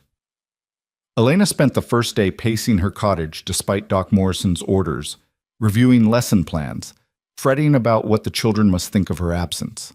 But exhaustion eventually won out, and she found herself sleeping more than she had in weeks, her body apparently desperate for the rest she'd been denying it. Caleb visited each morning and evening, bringing food from Margaret's kitchen and updates from town. Sarah stopped by after school each day, reporting on lessons taught and problems solved with the business-like efficiency of someone far older than 13. And slowly, reluctantly, Elena began to accept that maybe she didn't have to carry everything alone. that accepting help wasn't the same as admitting defeat. On the third evening, as she sat in the rocking chair with Rosie and watched the sunset paint the mountains gold, Caleb arrived with something other than food. He carried a wooden cane, beautifully carved from dark wood and fitted with a leather-wrapped handle. "Made this for you. Figured you'd be itching to get back to work, and the crutches are too cumbersome for managing a classroom and a baby." He handed it to her, suddenly awkward. "It's not much, but it should help with balance and take some weight off that leg." Elena ran her fingers over the smooth wood, feeling the care that had gone into its making. The handle was wrapped in leather soft as butter, the shaft carved with a subtle pattern of leaves and vines that caught the light. It was beautiful and functional, practical and personal in equal measure. "You made this for me." "I had time." He shrugged, uncomfortable with her attention. "Seemed useful." "Caleb Holt, you are a terrible liar." Elena stood, testing the cane's height and balance. It was perfect, exactly the right length, sturdy but not heavy, elegant without being fragile. "This is incredible. Thank you." "You're welcome." He cleared his throat. "You planning to go back tomorrow?" "Doc Morrison cleared me if I promised to take breaks and use the cane instead of the crutches." She took a few experimental steps, pleased with how much easier movement felt with proper support. "I need to get back. I need to show the children and Mrs. Blackwell that I'm not going to disappear every time things get difficult." "No one thinks that." "You don't know that." "I do, actually. Because I stopped by the schoolhouse yesterday and those kids asked about you constantly. When are you coming back? Is your leg healing? Did they do something wrong to make you leave? They're not worried you're giving up. They're worried you won't come back because they weren't good enough." The revelation hit Elena harder than expected. She'd been so focused on proving her own competence that she hadn't considered the children might be experiencing their own insecurities, their own fear of abandonment. How many teachers had they lost? How many adults had promised stability and then disappeared? "I'm going back tomorrow," she said firmly, "and I'm going to make sure they understand I'm not leaving. Not because of a sore leg, not because teaching is hard, not because they're difficult. I chose this, and I'm staying." Caleb smiled. A real smile, warm and genuine. "That's what I thought you'd say." The next morning, Elena returned to the schoolhouse with her new cane and renewed determination. The children's faces when she walked through the door made every moment of pain and doubt worthwhile. They didn't cheer or make a fuss, but she saw relief in their expressions, saw the way tension eased from Sarah's shoulders, saw Tom Cassidy sit up straighter in the back row. "Good morning," Elena said, taking her place at the front of the room. "I apologize for my absence. Doc Morrison insisted I rest my leg, and it turns out doctors know what they're talking about. But I'm back now, and I want you all to understand something important." She waited until she had every child's attention. "I know some of you have had teachers leave before. I know what it's like when adults make promises and then don't keep them. So I'm making you a different kind of promise. I will do my best to teach you well. I will fail sometimes, and you'll fail sometimes, and we'll all get frustrated. But I will not leave just because things are hard. This is my job and my home, and you are my students, and I take all of that seriously." A small girl in the front row raised her hand. "Even when we're bad?" "Even when you're bad. Though I'd prefer if we could minimize the badness and maximize the learning." That got a small laugh, breaking the tension. Elena launched into the day's lessons with renewed energy, using the cane to move around the classroom, finding she could demonstrate penmanship and help individual students with far more ease than the crutches had allowed. Sarah fell back into her supporting role seamlessly, and by the end of the day, the classroom felt like it had found its rhythm again. Over the following weeks, something shifted. The children stopped testing boundaries quite so aggressively. Sarah began offering suggestions rather than just following instructions. Even Tom Cassidy started participating in reading lessons, though he still struggled and clearly found it frustrating. Elena's leg healed properly this time, the pain fading to occasional stiffness that didn't interfere with her work, and Caleb became a constant presence, not intrusive, but reliable. He'd moved his horse operation closer to town, setting up on that land north of Silver Creek he'd mentioned. He still spent most of his time training horses, but he came by the schoolhouse regularly, fixing things that broke, bringing supplies, checking on Elena and Rosie with the quiet consistency of someone who'd decided this was where he belonged.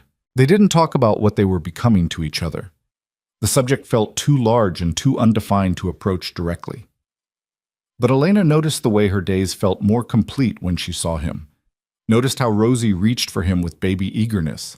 Noticed how the cottage felt warmer when he stopped by in the evenings with food from Margaret or wood for the fire.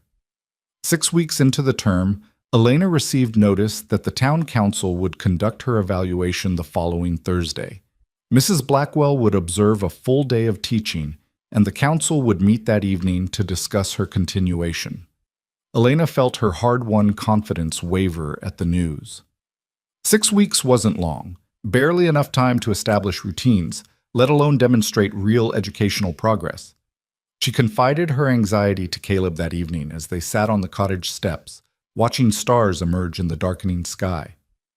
What if they decide I haven't done enough? What if Mrs. Blackwell convinces them I'm not capable? Then you'll deal with it. Find another position, another town. He said it calmly, without panic. But I don't think that's going to happen. You can't know that. No, but I can observe. And what I observe is children who come to school eager instead of reluctant. A girl like Sarah who's blossoming under responsibility instead of drowning in it. Kids who are learning not just reading and arithmetic, but how to think, how to question, how to see themselves as capable. He turned to look at her. You've done more than survive these 6 weeks, Elena. You've built something, and people can see that. I hope you're right. I usually am. About the important things, anyway. She bumped his shoulder with hers, grateful for his presence and his unfounded but appreciated confidence. They sat together until the cold drove them inside, and Elena felt steadier than she had all day. Thursday came with unseasonable cold and low gray clouds that threatened snow. Elena dressed carefully, prepared lessons with extra attention to detail, and tried not to let the children see how nervous she felt. Mrs. Blackwell arrived precisely at 8 o'clock and took her position at the back of the room with notebook and pen, recording everything. Elena taught through her anxiety, focusing on the children rather than the observer. She worked through reading with the younger students, demonstrated long division for the older ones, led a geography discussion about trade routes and territories. When Rosie fussed, she nursed her discreetly while Sarah took over a spelling lesson without missing a beat. And through it all, Mrs. Blackwell watched and wrote, her expression revealing nothing. At 3 o'clock, Elena dismissed the children and waited for judgment. Mrs. Blackwell stood, reviewing her notes. Your methods are unconventional. Perhaps, but they seem to work for these particular children. Perhaps they do. Mrs. Blackwell closed her notebook with a decisive snap. The council meets at 7. I'll see you then, Mrs. Carter. She left without further comment, leaving Elena to wonder whether that was good news or simply delayed bad news. Caleb found her pacing the schoolhouse an hour later, having sent the children home and worked herself into a state of controlled panic. Come on, he said simply. We're going for a ride. Caleb, I can't. You can. Rosie's with Margaret, who was delighted to have a baby to fuss over. You have 3 hours before that meeting, and you're going to spend them not obsessing over things you can't control. He extended his hand. Trust me. Elena hesitated, then took his hand. They rode out of town on Rust, Elena sitting in front of Caleb, with his arms around her to hold the reins, heading up into the foothills where the air was sharp and clean, and the world spread out below them in shades of gray and gold. He didn't talk, just let her breathe and be still, and by the time they turned back toward town, Elena felt calmer, if not entirely confident. The town council meeting was held in Margaret Walsh's boarding house dining room, the same place Elena had been interviewed weeks ago. This time, though, she knew the faces around the table, knew their children and their concerns and their expectations. Mrs. Blackwell delivered her report with clinical precision, noting both strengths and weaknesses without obvious bias. Mrs. Carter's teaching methods are unorthodox and sometimes overly accommodating of individual differences. However, attendance has improved significantly since her arrival, and even struggling students show measurable progress. Her personal circumstances remain challenging, but she has managed them without allowing them to substantially interfere with her duties. Mrs. Blackwell paused, and something almost like approval flickered across her face. I recommend continuation of her position with a 6-month review to assess ongoing development. Reverend Cole smiled. I second that recommendation. The vote was unanimous. Elena felt relief wash over her so intensely she almost laughed. She'd done it, proven herself capable, earned the right to stay, secured a future for herself and Rosie through sheer stubborn determination and the help of people who'd chosen to believe in her.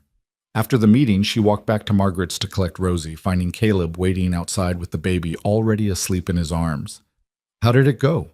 he asked, though his expression suggested he already knew. "They're keeping me. 6-month review, but I passed." "Of course you did." He said it with such certainty that Elena finally let herself believe it. They walked through the quiet streets of Silver Creek, past buildings where lamps glowed in windows and families gathered for evening meals. Elena thought about how much had changed in 2 months, from the collapsed cabin to this moment, from desperation to stability, from waiting for Travis to return to building something entirely her own. "Thank you," she said quietly, "for everything. For not leaving, for believing I could do this, for—" She stopped, unsure how to articulate what his presence had meant. "You don't have to thank me. I got as much from this as you did." Caleb shifted Rosie gently. "Maybe more." They reached the cottage, and Elena realized they were standing at a threshold, not just of her home, but of something larger. The friendship they'd built over desperate circumstances and shared purpose was evolving into something neither had named but both felt. And the question hovering between them was whether to acknowledge it or let it remain unspoken. Caleb seemed to sense her thoughts. "I should go. Let you rest. Or you could stay." The invitation came out before Elena could second-guess it. I'm not suggesting anything improper, but you could have coffee. We could talk. I'd like that." He smiled. "I'd like that too." Inside, Elena made coffee while Caleb settled Rosie in her cradle. They sat at the small table, steam rising from their cups, the silence comfortable and full of possibility. And for the first time since Travis died, Elena let herself wonder what it might be like to choose love instead of accepting it, to build a partnership based on mutual respect rather than desperate need. But those were thoughts for another day.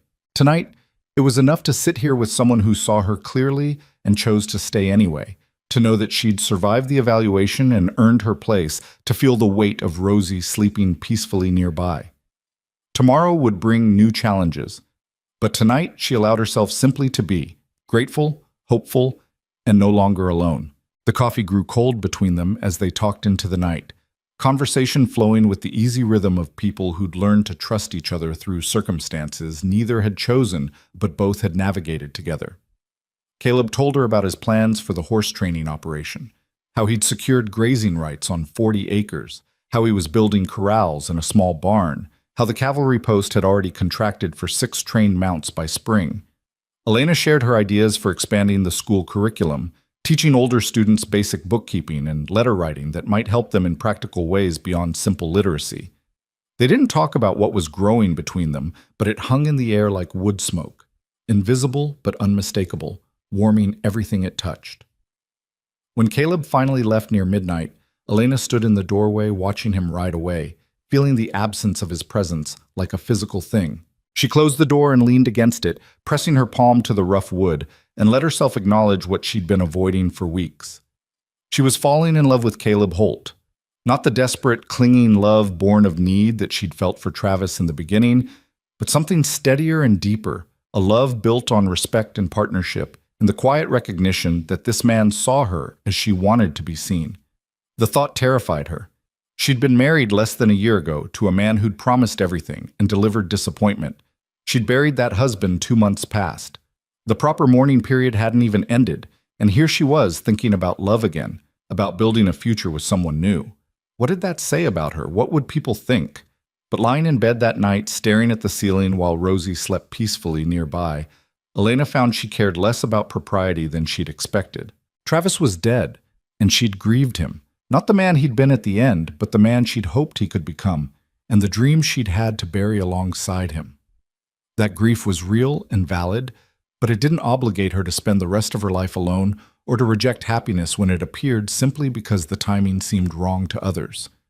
Life didn't wait for perfect timing. She'd learned that when the cabin collapsed, when Travis died, when she'd been forced to choose between despair and determination, And she was choosing determination again now, choosing to acknowledge what she felt, even if she wasn't ready to act on it yet. Winter arrived early that year, sweeping down from the mountains with snow and wind that turned Silver Creek into a landscape of white and gray. The schoolhouse was drafty, despite Caleb's efforts to seal the gaps, and Elena found herself teaching children who showed up bundled in so many layers they could barely move their arms. She adapted, moving lessons that required writing to the warmth of late morning when the stove had taken the worst chill from the air, conducting recitations and discussions during the coldest hours. Rosie grew with astonishing speed, becoming more aware and responsive with each passing week. She smiled now when she saw Caleb reaching for him with chubby hands, and the sight of this large, quiet man holding her daughter with such gentle care never failed to move Elena. He'd started spending more evenings at the cottage, bringing firewood or food, staying to help with repairs or simply to talk. The arrangement felt natural and right, though Elena was acutely aware that the town must be noticing and drawing conclusions. Those conclusions arrived in the form of Margaret Walsh on a cold December afternoon, appearing at the cottage with a basket of mending and an expression that suggested she had something to say beyond pleasantries. "I'll be direct," Margaret said after they'd settled by the fire with coffee and needlework. "People are talking about you and Caleb Holt." Elena had been expecting this, but still felt her stomach tighten. "What are they saying?" "That he's here too often, that you're too friendly for a woman barely 2 months widowed, that it looks improper, especially with you being the school teacher and supposedly setting an example for the children." Margaret threaded her needle with practiced efficiency. "I'm telling you this not to scold, but to warn you. Mrs. Blackwell in particular has mentioned it to several people, and while your teaching has silenced most of her criticism, this gives her something new to work with." Elena set down her own mending, feeling anger rise in her throat. "I'm not doing anything improper. Caleb helps me because I need help, and we've become friends. That's all. I know that. You know that. But appearance matters in a town this size, especially for someone in your position." Margaret's voice was kind but firm. "I'm not saying stop seeing him or that you're doing anything wrong. I'm saying be smart about it. Be aware that people are watching and judging, and give them as little ammunition as possible." "So what am I supposed to do? Tell him to stop coming by? Stop accepting help I genuinely need? Pretend I'm alone in this world just so people won't gossip?" "No. But maybe consider that if this friendship is becoming something more, which I suspect it is based on the way you both look at each other when you think no one's watching, then you need to either formalize it or step back until enough time has passed that people won't scandalize quite so easily." Elena stared at her. "Formalize it? You mean marry him?" "I mean have an honest conversation about where this is going and what you both want. If marriage is the answer, then court properly and openly. So it's clear this is a deliberate choice, not a desperate widow latching on to the first man who showed her kindness. If it's not the answer, then establish boundaries that protect both your reputation and his." Margaret met her eyes. "I like Caleb Holt. I like you. I think you'd be good together. But I also know this town, and I know what happens to women who don't manage appearances carefully. I don't want to see you lose everything you've built because of gossip." After Margaret left, Elena sat by the fire for a long time, watching the flames dance and trying to sort through the tangle of emotions the conversation had stirred up. She didn't want to marry Caleb out of obligation or fear of gossip. She didn't want to push him away because of what other people might think. But she also couldn't ignore the reality that her position depended on community approval, and that approval was fragile enough without adding scandal to the mix. When Caleb arrived that evening with venison from a recent hunt and news about the cavalry contract, Elena made a decision. "We need to talk." He heard the seriousness in her voice and set down the meat carefully. "All right. What about?" "About this. Us. What we're doing and what people think we're doing, and whether those things are the same." She took a breath. "Margaret came by today, said people are talking, said it looks improper how much time you spend here." Caleb's expression went carefully neutral. "And what do you think?" "I think I don't care what people think as much as I should. I think you've become important to me in ways I wasn't looking for and didn't expect. I think—" She stopped, gathering courage. "I think I need to know what this is to you. Because if it's just friendship, if you're just being kind to someone who needed help, then I need to know so I can protect myself. But if it's something more, then we need to figure out how to handle it in a way that doesn't destroy everything I've built here." Caleb crossed the room and sat down across from her, his hands clasped between his knees. When he spoke, his voice was low and honest. "It started as helping someone in need. That's true. But it stopped being just that weeks ago, and you know it.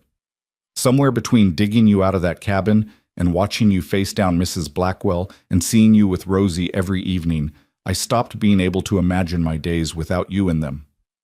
Elena felt her heart hammering. "Then what do we do? What do you want to do?" "I want to be honest about what we are to each other.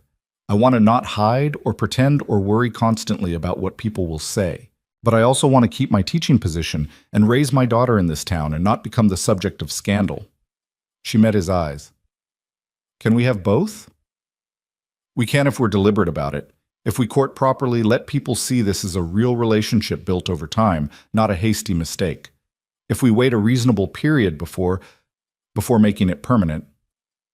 He hesitated on the last words, and Elena heard the question underneath. "Are you asking me to marry you?" "Not yet, but I'm asking if that's something you'd consider. Eventually. When enough time has passed that it feels right and looks right and is right for both of us." Elena thought about it, really thought, pushing past her immediate emotional response to consider the practical realities. Marriage to Caleb would mean stability, partnership, a father for Rosie. But it would also mean giving up the independence she'd only just claimed, the sense of building a life entirely her own. Unless marriage to Caleb didn't mean those things. Unless they could build something different, a partnership that enhanced rather than diminished her autonomy. If we did this, if we eventually married, I would need it to be different from what I had with Travis. I would need to keep teaching, keep my own income, keep making decisions about my life and Rosie's life. Not asking permission, but making choices together as equals. Caleb's expression softened. "Elena, I don't want to own you or control you. I want to build a life alongside you. That means respecting what you've built, supporting what you want to do, and trusting you to know yourself better than I ever could. If that's not enough, if you need complete independence, then we can stay friends and I'll step back. But if you can imagine a partnership where we both keep being who we are while also being together, then that's what I'm offering." The words were exactly what she needed to hear, and Elena felt something loosen in her chest, fear maybe, or the last resistance to letting someone matter this much. "Then yes, I can imagine that. I want that. So we court properly. I call on you at appropriate times. We're seen together in public. We let people get used to the idea. And when enough time has passed that it won't raise eyebrows, say spring or early summer, we can talk about making it permanent." "That's 6 months away." "I know. But I've waited 6 years to feel this way again. I can wait 6 more months to do it right." Elena stood and crossed to where he sat, taking his hands in hers. "I don't want to wait 6 months to know you're mine. I just want to wait 6 months to make it official." Caleb pulled her closer, his arms coming around her waist, and Elena rested her forehead against his. They stood like that for a long moment, not kissing, that would come later when propriety allowed, but simply being close, acknowledging what they were to each other without words. "I should go," Caleb said finally, though he didn't move. "Give the gossips less to work with." "I know, but come back tomorrow?" "Every tomorrow." After he left, Elena felt both lighter and more grounded than she had in months. They'd named what they were to each other, established a path forward, chosen each other deliberately rather than falling together out of desperation or convenience. It felt right in ways her marriage to Travis never had, built on honesty and respect and the kind of clear-eyed assessment that came from having already survived loss and learned what really mattered. The next weeks unfolded with new awareness and intentionality.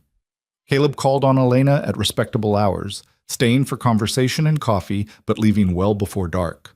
They were seen together at church on Sundays, at town gatherings, at the general store where they shopped for supplies. The relationship was public and obvious, but conducted with enough propriety that even Mrs. Blackwell couldn't find legitimate grounds for criticism. The children noticed, of course. Sarah approached Elena one afternoon after school with typical directness. "You and Mr. Holt going to get married?" Elena considered her answer carefully. Probably, eventually. Why do you ask? Because you look happier, and Rosie lights up when he's around. And I think it would be good for you to have someone. Sarah paused, her expression uncertain. I know you're supposed to be sad about your husband dying, but you seem sadder when you're pretending to be fine alone than when Mr. Holt's here making you laugh. The observation was uncomfortably accurate. You're very perceptive, Sarah. I pay attention. That's different. Sarah gathered her books. For what it's worth, I think Mr. Holt's good for you. He doesn't try to fix everything or tell you what to do. He just helps and lets you be yourself. That seems important. After Sarah left, Elena sat at her desk thinking about the wisdom of a 13-year-old girl who'd learned to read people through necessity and hardship. Sarah was right. Caleb did let her be herself, did help without smothering, did respect her autonomy while still being present and reliable. Those qualities felt more valuable than romantic passion or grand gestures, more likely to last through the ordinary difficulties of life. Winter deepened, and with it came challenges that tested both Elena's teaching and the community's support. An influenza outbreak swept through Silver Creek, closing the school for 2 weeks while families nursed sick children. Elena herself caught it, spending miserable days feverish and weak, while Margaret and Caleb took turns caring for Rosie and making sure she had food and medicine. The illness terrified her. She'd heard too many stories of mothers dying and leaving their children orphaned, of simple sickness turning deadly without warning. But she recovered, and so did most of the children, though 2 families lost elderly relatives and the town mourned together. When school reopened, Elena found the children subdued and anxious, needing reassurance that their teacher was truly well and wouldn't disappear like other people had. She spent extra time on gentle lessons, on reading stories aloud that provided escape and comfort, on letting them talk about their fears when they needed to. Caleb's presence during those weeks became essential rather than simply welcome. He chopped wood when Elena was too weak to manage it, brought food when she couldn't cook, sat with Rosie when fever made infant care overwhelming. He did it all without being asked, without complaint, without seeming to expect gratitude or acknowledgement. And Elena found herself thinking that this steady showing up in unglamorous circumstances, was what love actually looked like when stripped of romance and reduced to its essential core. By January, the gossip about their relationship had shifted from scandal to acceptance. People spoke of them as a couple in waiting, expected the announcement of an engagement without clutching pearls over propriety. Mrs. Blackwell still watched Elena with sharp eyes, but even she seemed to have accepted that the teacher and the horse trainer were conducting themselves appropriately, that whatever was developing between them wasn't undermining Elena's work or corrupting the children. One evening in late January, Caleb arrived at the cottage with a small bundle wrapped in oilcloth. Elena was preparing lessons while Rosie played on a blanket near the fire, and she looked up with a smile that came automatically now, whenever he appeared. "What's that?" "Something I've been working on." He set the bundle on the table and unwrapped it carefully, revealing a small wooden box with a hinged lid. The wood was smooth and beautiful, clearly made with tremendous care, and when Elena opened it, she found it lined with soft fabric and divided into compartments. "It's for your teaching supplies, chalk, slate pencils, whatever small items you need to keep organized." He cleared his throat, suddenly awkward. "I know it's practical rather than romantic, but I thought, it's perfect." Elena ran her fingers over the smooth joints, the careful craftsmanship. "You made this for me." "I like making things with my hands. Helps me think." He watched her examine the box. "I've been thinking a lot lately. About us, about timing, about doing things properly versus doing them right." Elena set down the box and gave him her full attention. "What have you concluded?" "That I don't want to wait until spring to ask you to marry me, not because I'm impatient or because I don't care about propriety, but because I already know the answer won't change between now and then. I know what I want, and I know you want it too. And waiting seems like bowing to other people's opinions rather than honoring our own truth." He knelt beside her chair, taking her hand in his. "Elena Carter, I'm not offering you rescue or convenience or a solution to practical problems. I'm offering you partnership with a man who respects what you've built, admires your strength, and wants to spend the rest of his life supporting your dreams while building his own alongside them." I want to be a father to Rosie, not to replace Travis, but to give her the steady presence she deserves. I want to wake up next to you and fall asleep knowing you're safe. I want to build a home with you, not for you, where we both have room to be who we are. Elena felt tears prick her eyes. That's quite a speech for a man who usually says 3 sentences at most. I've been practicing. He smiled slightly. So what do you say? Will you marry me? Not in the spring when it's convenient and proper, but soon, when we're ready, regardless of what anyone else thinks?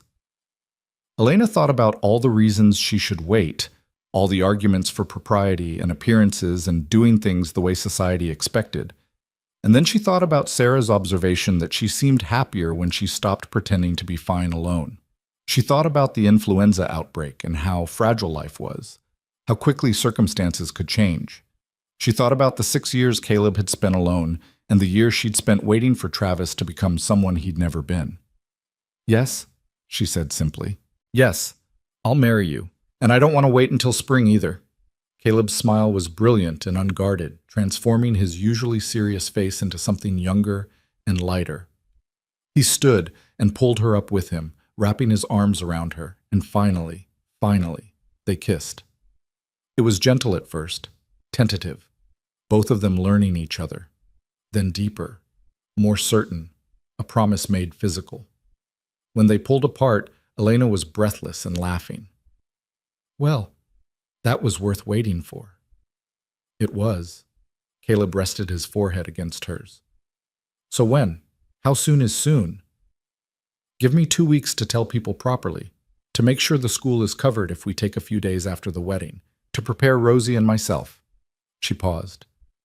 And to give you time to change your mind if you realize you're proposing to a stubborn woman with a baby and a full-time job who won't make your life easy or simple. I don't want easy or simple. I want you. They planned the wedding for mid-February, a small ceremony in Reverend Cole's church with just a handful of witnesses. Elena told Margaret first, bracing for criticism or concern about the timing, but Margaret simply hugged her and said it was about time they stopped dancing around what everyone could see. She told Sarah, who nodded approvingly, and offered to help watch Rosie during the ceremony. She even told Mrs. Blackwell, who listened without expression and then said, I suppose you could do worse. At least he's steady and doesn't drink. It was perhaps the closest thing to approval Elena would ever receive from the severe woman, and she accepted it gracefully.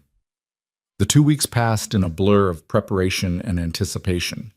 Caleb worked on expanding his small cabin on the property north of town, adding a bedroom for them and a smaller room for Rosie, building furniture and making the space into a real home. Elena continued teaching while also planning for a brief absence, making sure Sarah could manage the school for a few days without crisis. The night before the wedding, Margaret hosted a small gathering at the boarding house, just the women who'd supported Elena since her arrival in Silver Creek. They brought practical gifts, preserves and linens, a quilt stitched together from scraps, advice both solicited and otherwise. Mrs. Blackwell appeared near the end with a set of china plates, saying only that every household needed proper dishes, and Elena's cottage certainly didn't have them. Thank you, Elena said, genuinely moved by the unexpected kindness. For this, and for giving me a chance when you weren't sure I deserved it. You earned it. Mrs. Blackwell's expression softened fractionally. I was wrong about you, Mrs. Carter. You're stronger than I anticipated. Just remember that strength isn't the same as invulnerability. Let people help you when you need it. The advice felt significant, coming from a woman who seemed to value self-sufficiency above all else. Elena nodded, accepting the wisdom underneath the words. The wedding day dawned clear and cold, with fresh snow making Silver Creek look pristine and new. Elena dressed in her best dress, the dark blue calico she'd worn for her first day of teaching, altered slightly with lace Margaret had provided. Sarah helped arrange her hair and watch Rosie while Elena tried to calm her nerves. You're sure about this? Sarah asked, her young face serious. You're sure he's what you want? I'm sure. Elena met her own eyes in the cracked mirror. I've never been more sure of anything. The church was small but felt full with the people who'd gathered. Margaret and the women from town, Doc Morrison and his brother Dutch, Mr. Henshaw from the general store, several families whose children Elena taught. Caleb stood at the front with Reverend Cole, dressed in new clothes that still looked slightly uncomfortable on his frame, more accustomed to work gear and leather.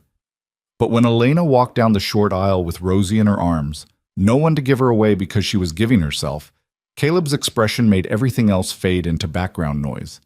He looked at her like she was the answer to a question he'd been asking for 6 years, like she was both miracle and inevitability, like he couldn't quite believe his fortune. The ceremony was simple. They spoke their vows clearly and without hesitation, promising partnership and respect and love that honored rather than diminished individual strength. When Reverend Cole pronounced them married, Caleb kissed her gently, mindful of the baby between them, and Elena felt the last piece of something broken inside her finally settle into place. They spent their wedding night in the cottage, alone together for the first time, Rosie staying with Margaret, who'd insisted on giving them privacy. Elena had worried about awkwardness or expectations, about whether this physical intimacy would somehow diminish the emotional partnership they'd built. But being with Caleb felt like the natural extension of everything they'd already shared, tender and passionate and fundamentally right, an expression of the choice they'd made to build a life together. Afterward, lying in the darkness with Caleb's arm around her and her head on his chest, Elena spoke into the quiet. I didn't think I could have this again. After Travis, after everything fell apart, I thought maybe I'd had my chance at partnership and failed at it. You didn't fail. He did. Caleb's voice rumbled under her ear. And this isn't the same thing anyway. We're not repeating your past. We're building something completely new. I know, but I'm still scared sometimes. Scared, I'll wake up and you'll be gone, or changed, or I'll discover this was too good to be real. I'm scared too. The admission surprised her. Scared I'll fail you somehow. Scared I won't be what Rosie needs. Scared that 6 years of solitude made me forget how to be part of something. But I'm more scared of not trying than I am of failing. Elena tilted her head to look at him in the dim light. We're quite a pair, aren't we? Two people terrified of loss, choosing each other anyway. That's not cowardice. That's courage. He kissed her forehead. And we'll figure it out together. That's what partnership means.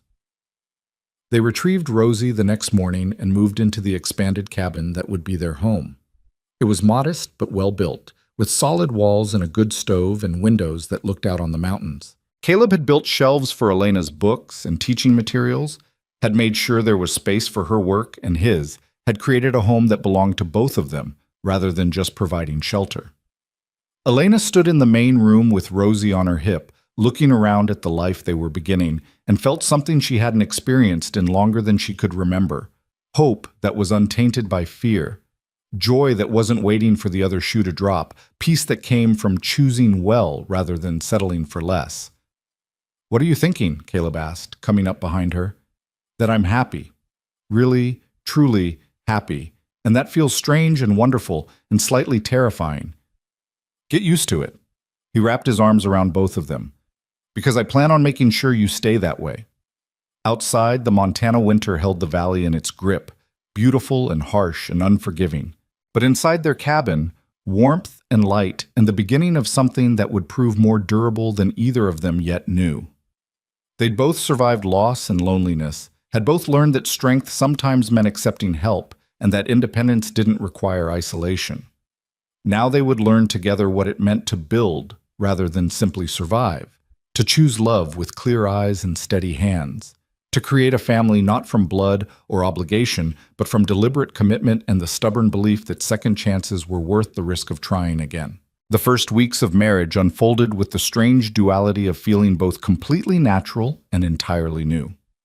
Elena woke each morning to the unfamiliar warmth of another person beside her, to the sound of Caleb building up the fire before dawn, to the quiet domesticity of sharing coffee while Rosie babbled from her cradle.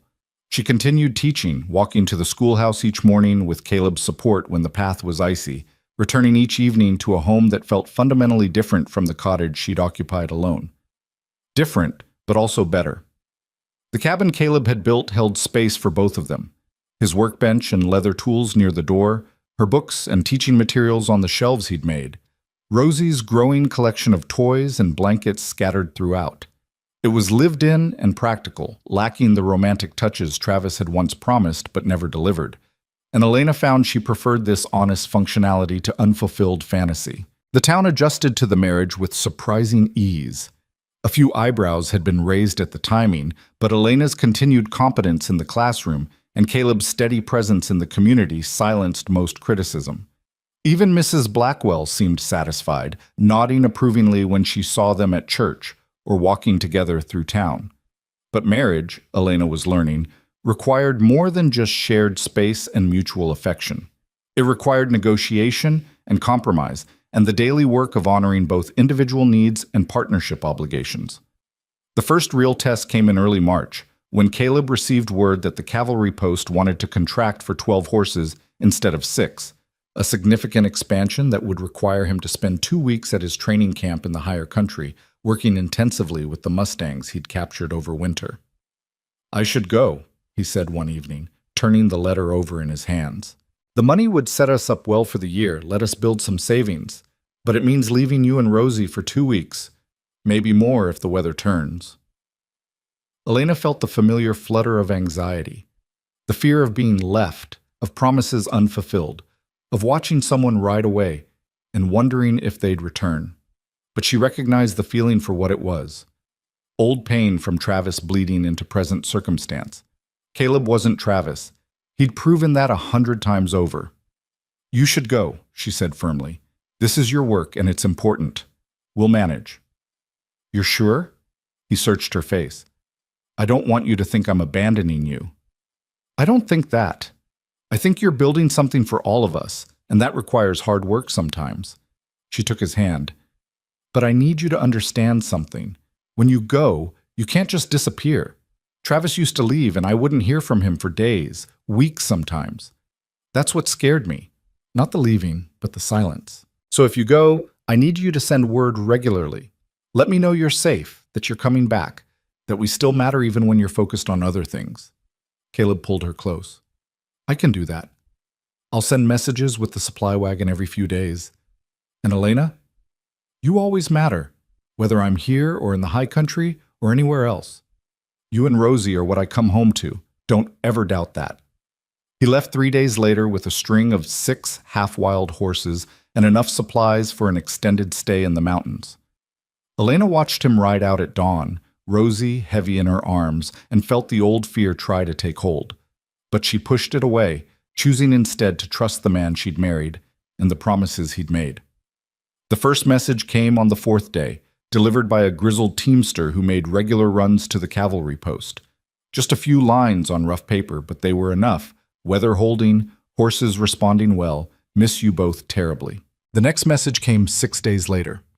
Made good progress, 2 horses ready for saddle work, found myself talking to them about you, which probably makes me crazy.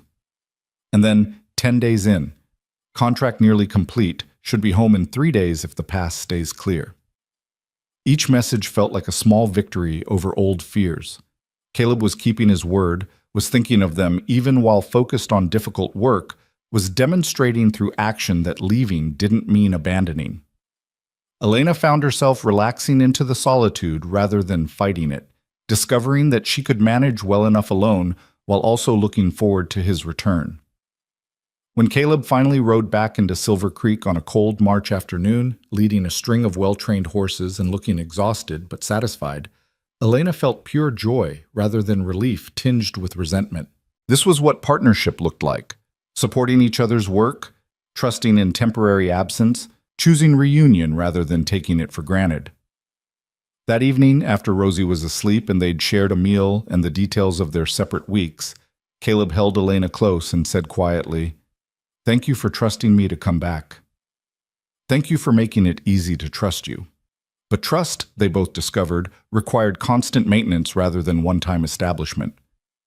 In April, when Elena received an offer to attend a teachers' conference in Helena, 3 days of workshops and lectures that would require leaving Rosie with Caleb, she found herself hesitating despite her genuine interest in the opportunity.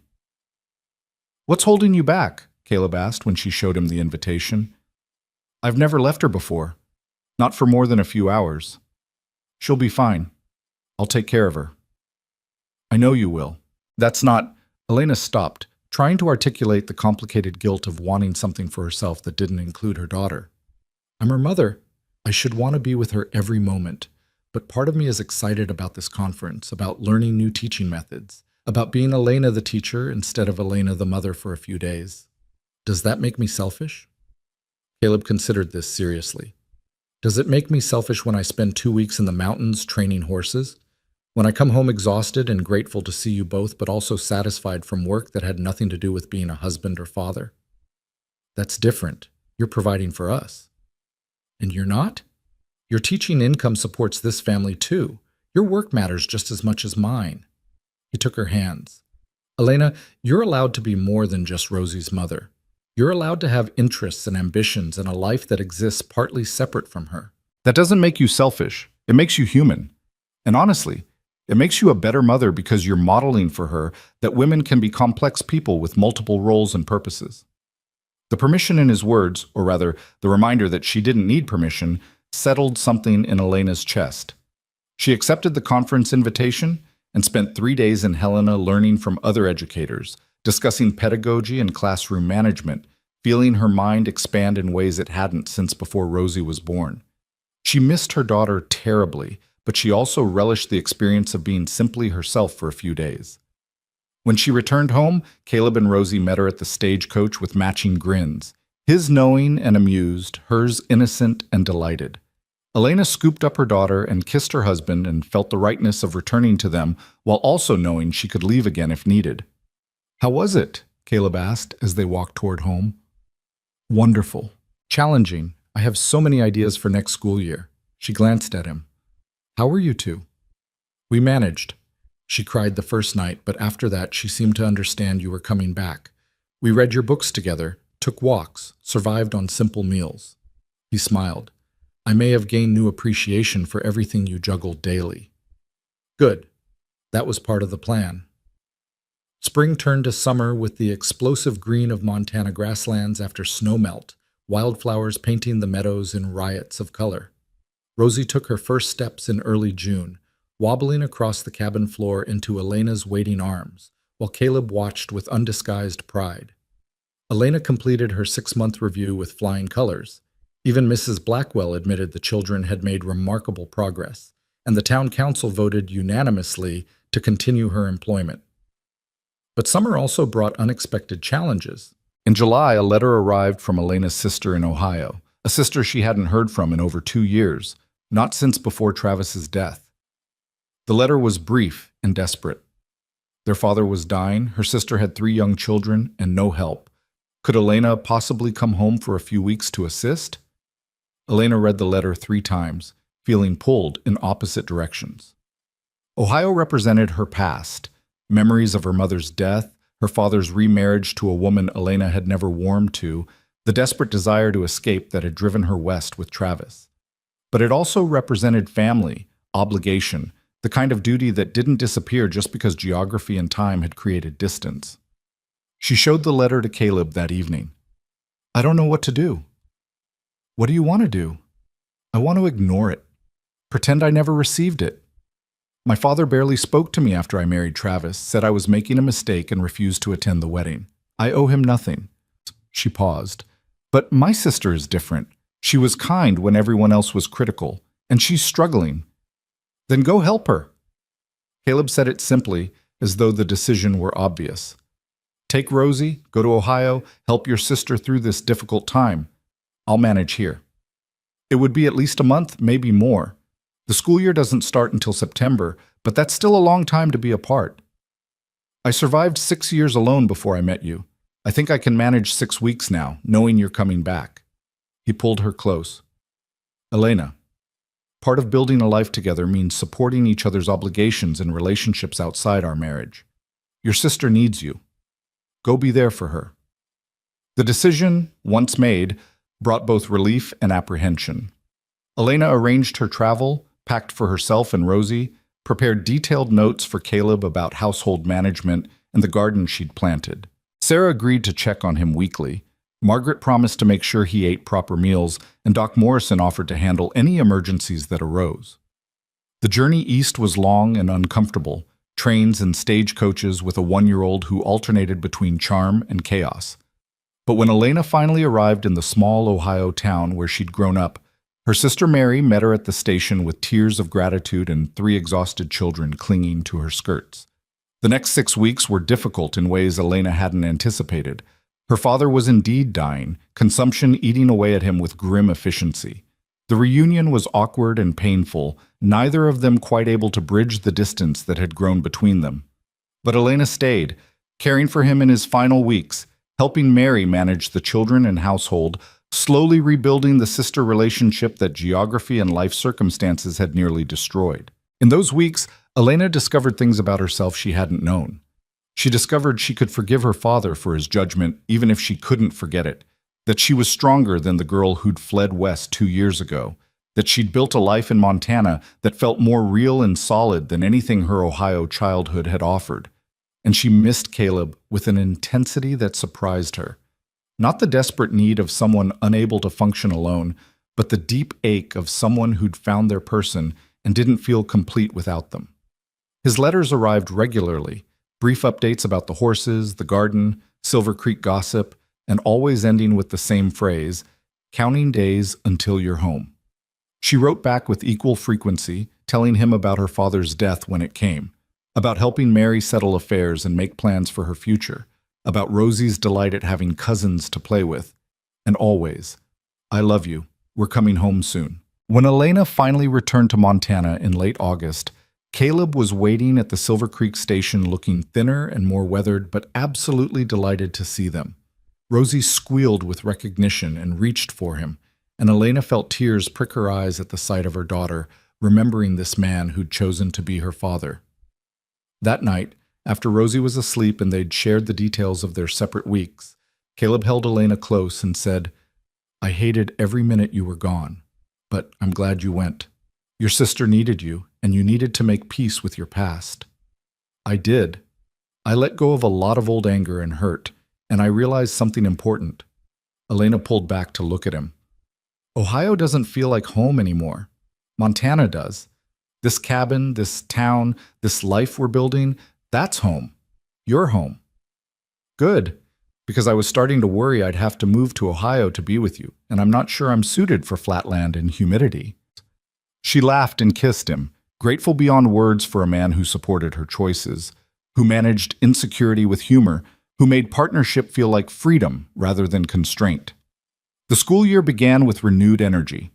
Elena had new teaching methods to implement from the Helena Conference, and the children returned from summer both taller and more eager to learn. Sarah, now 14, had become an invaluable teaching assistant, capable of managing entire lessons when Elena needed to focus on individual students. Even Tom Cassidy, the rancher's son who'd once declared reading pointless, was working his way through adventure novels with obvious enjoyment. But the real change came in October, when Elena realized she was pregnant. The discovery brought complicated emotions.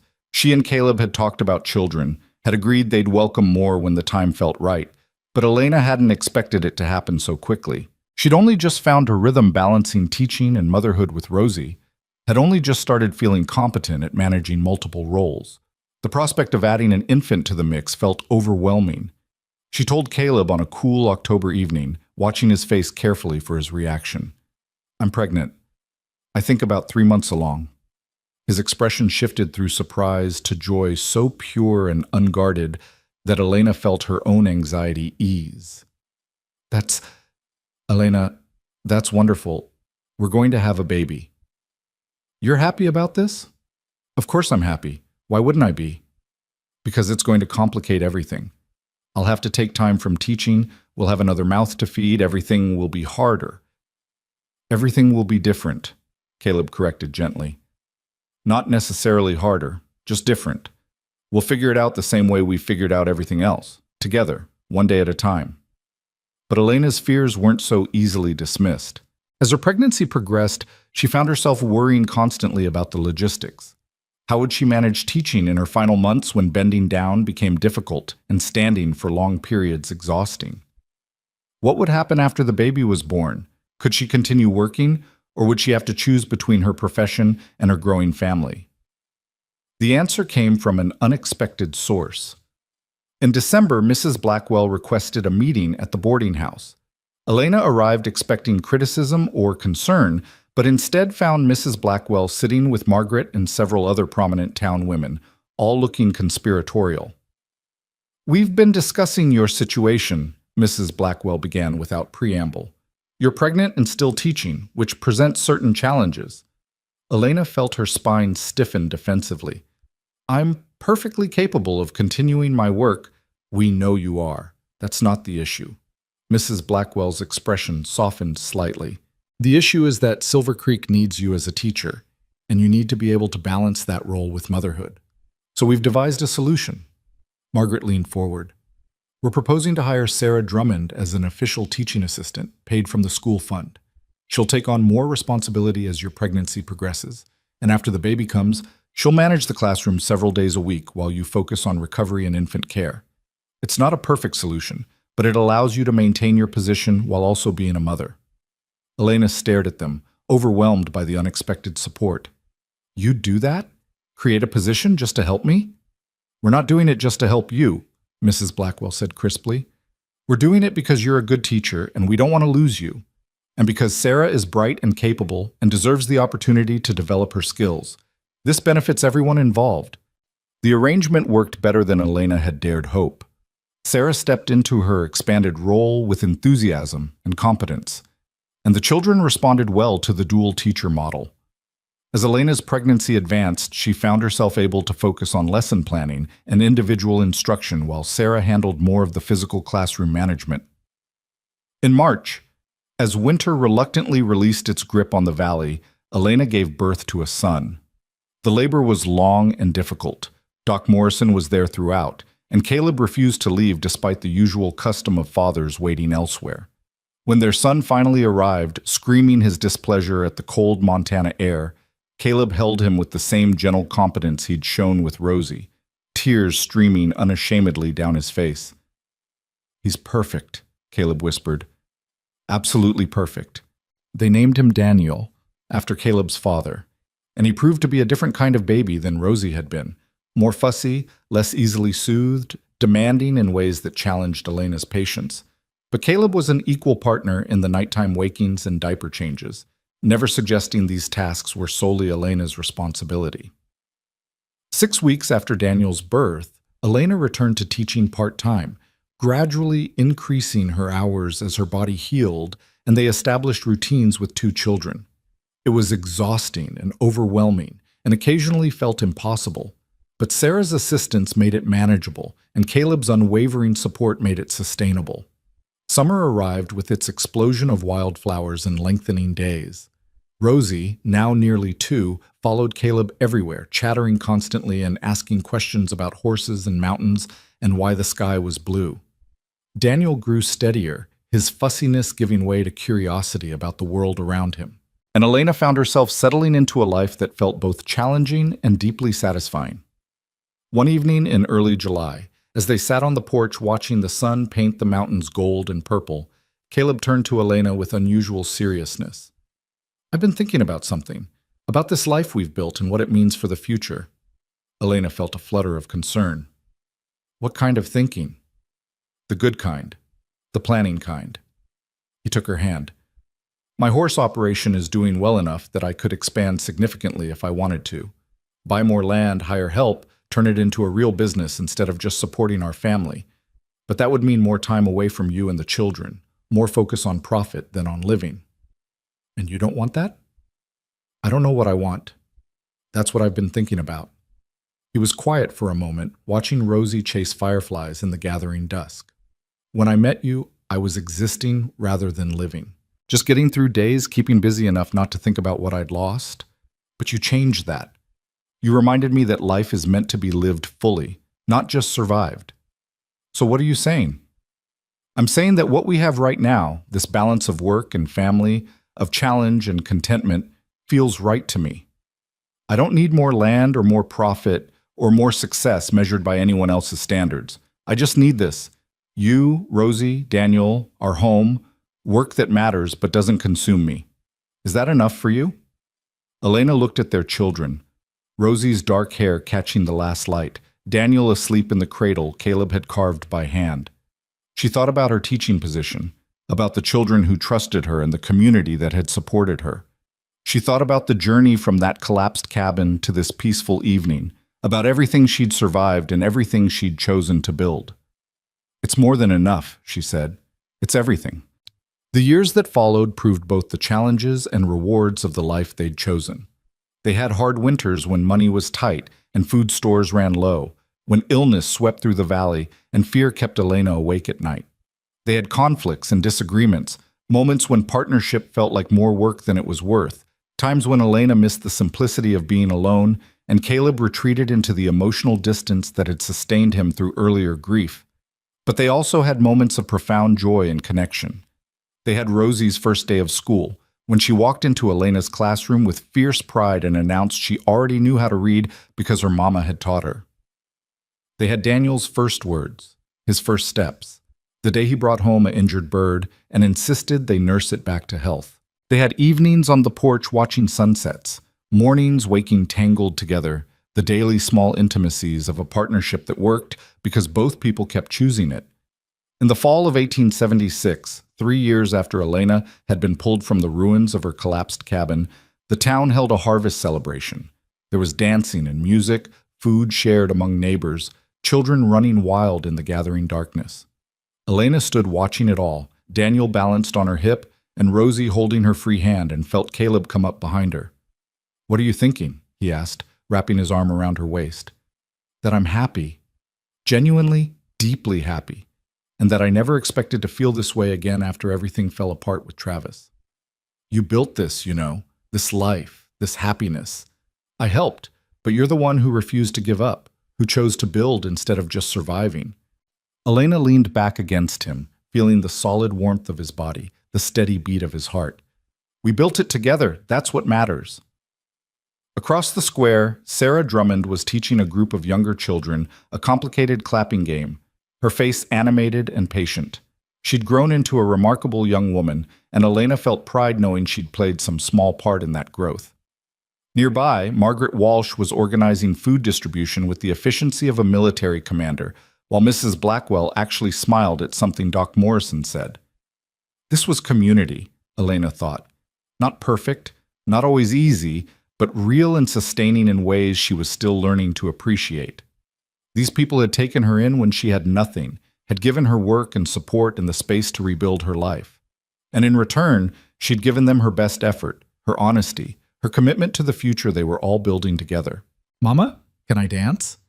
Rosie tugged on her hand, eyes bright with excitement. "Of course you can dance." Elena knelt down to Rosie's level. "Be careful, stay where I can see you, and come back when you're tired." Rosie ran off toward the music, already moving to the rhythm with the unself-conscious joy of childhood. Daniel fussed slightly, and Caleb took him, rocking the baby with practiced ease. "She's growing up fast," Caleb observed. "Soon she'll be in school full-time, then helping you teach, then making her own choices about her life, just like we did." Elena stood, watching her daughter spin and laugh with other children. "That's what we're giving them, the example of people who survived hard things and chose to build anyway, who loved each other as equals, and created a partnership that makes both people stronger." "Is that what we're doing?" Caleb asked, but his smile said he knew the answer. "That's exactly what we're doing." They stood together as the celebration continued around them, two people who'd found each other in desperate circumstances and chosen to create something beautiful from ruins and determination. The scars from their individual losses hadn't disappeared.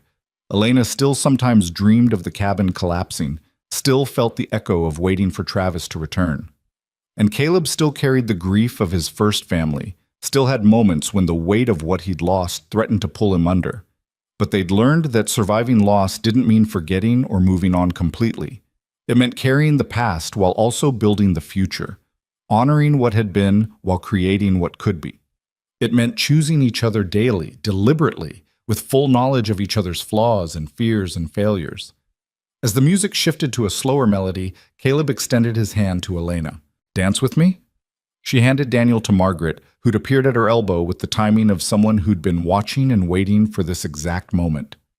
Then she took Caleb's hand and let him lead her into the circle of dancers, They moved together with the ease of people who'd learned each other's rhythms, who could anticipate and adjust and support without needing words. Around them, Silver Creek celebrated another harvest, another year survived and built upon. Above them, the Montana sky stretched endless and star-filled, holding both promise and uncertainty in equal measure. But Elena wasn't afraid of uncertainty anymore.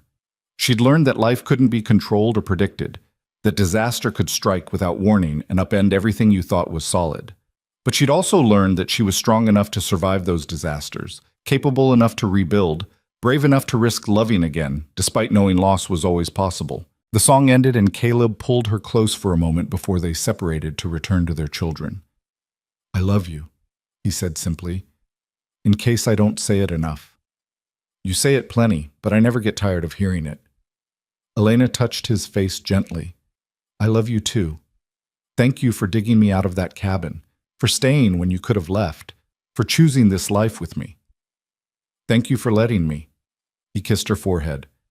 "Now let's collect our children and go home." Home. The word carried weight and meaning it hadn't possessed 3 years ago.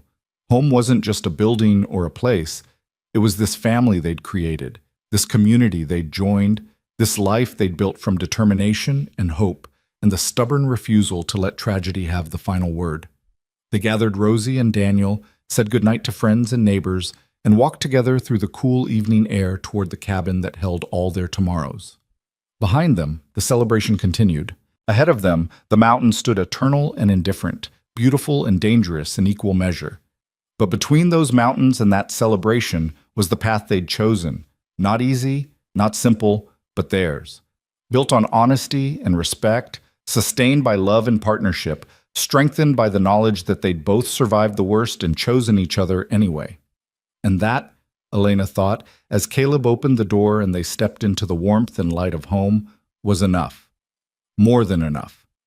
It was everything they'd promised each other that day in Doc Morrison's office, everything they'd built in the months and years since, everything they would continue building for as long as they both drew breath.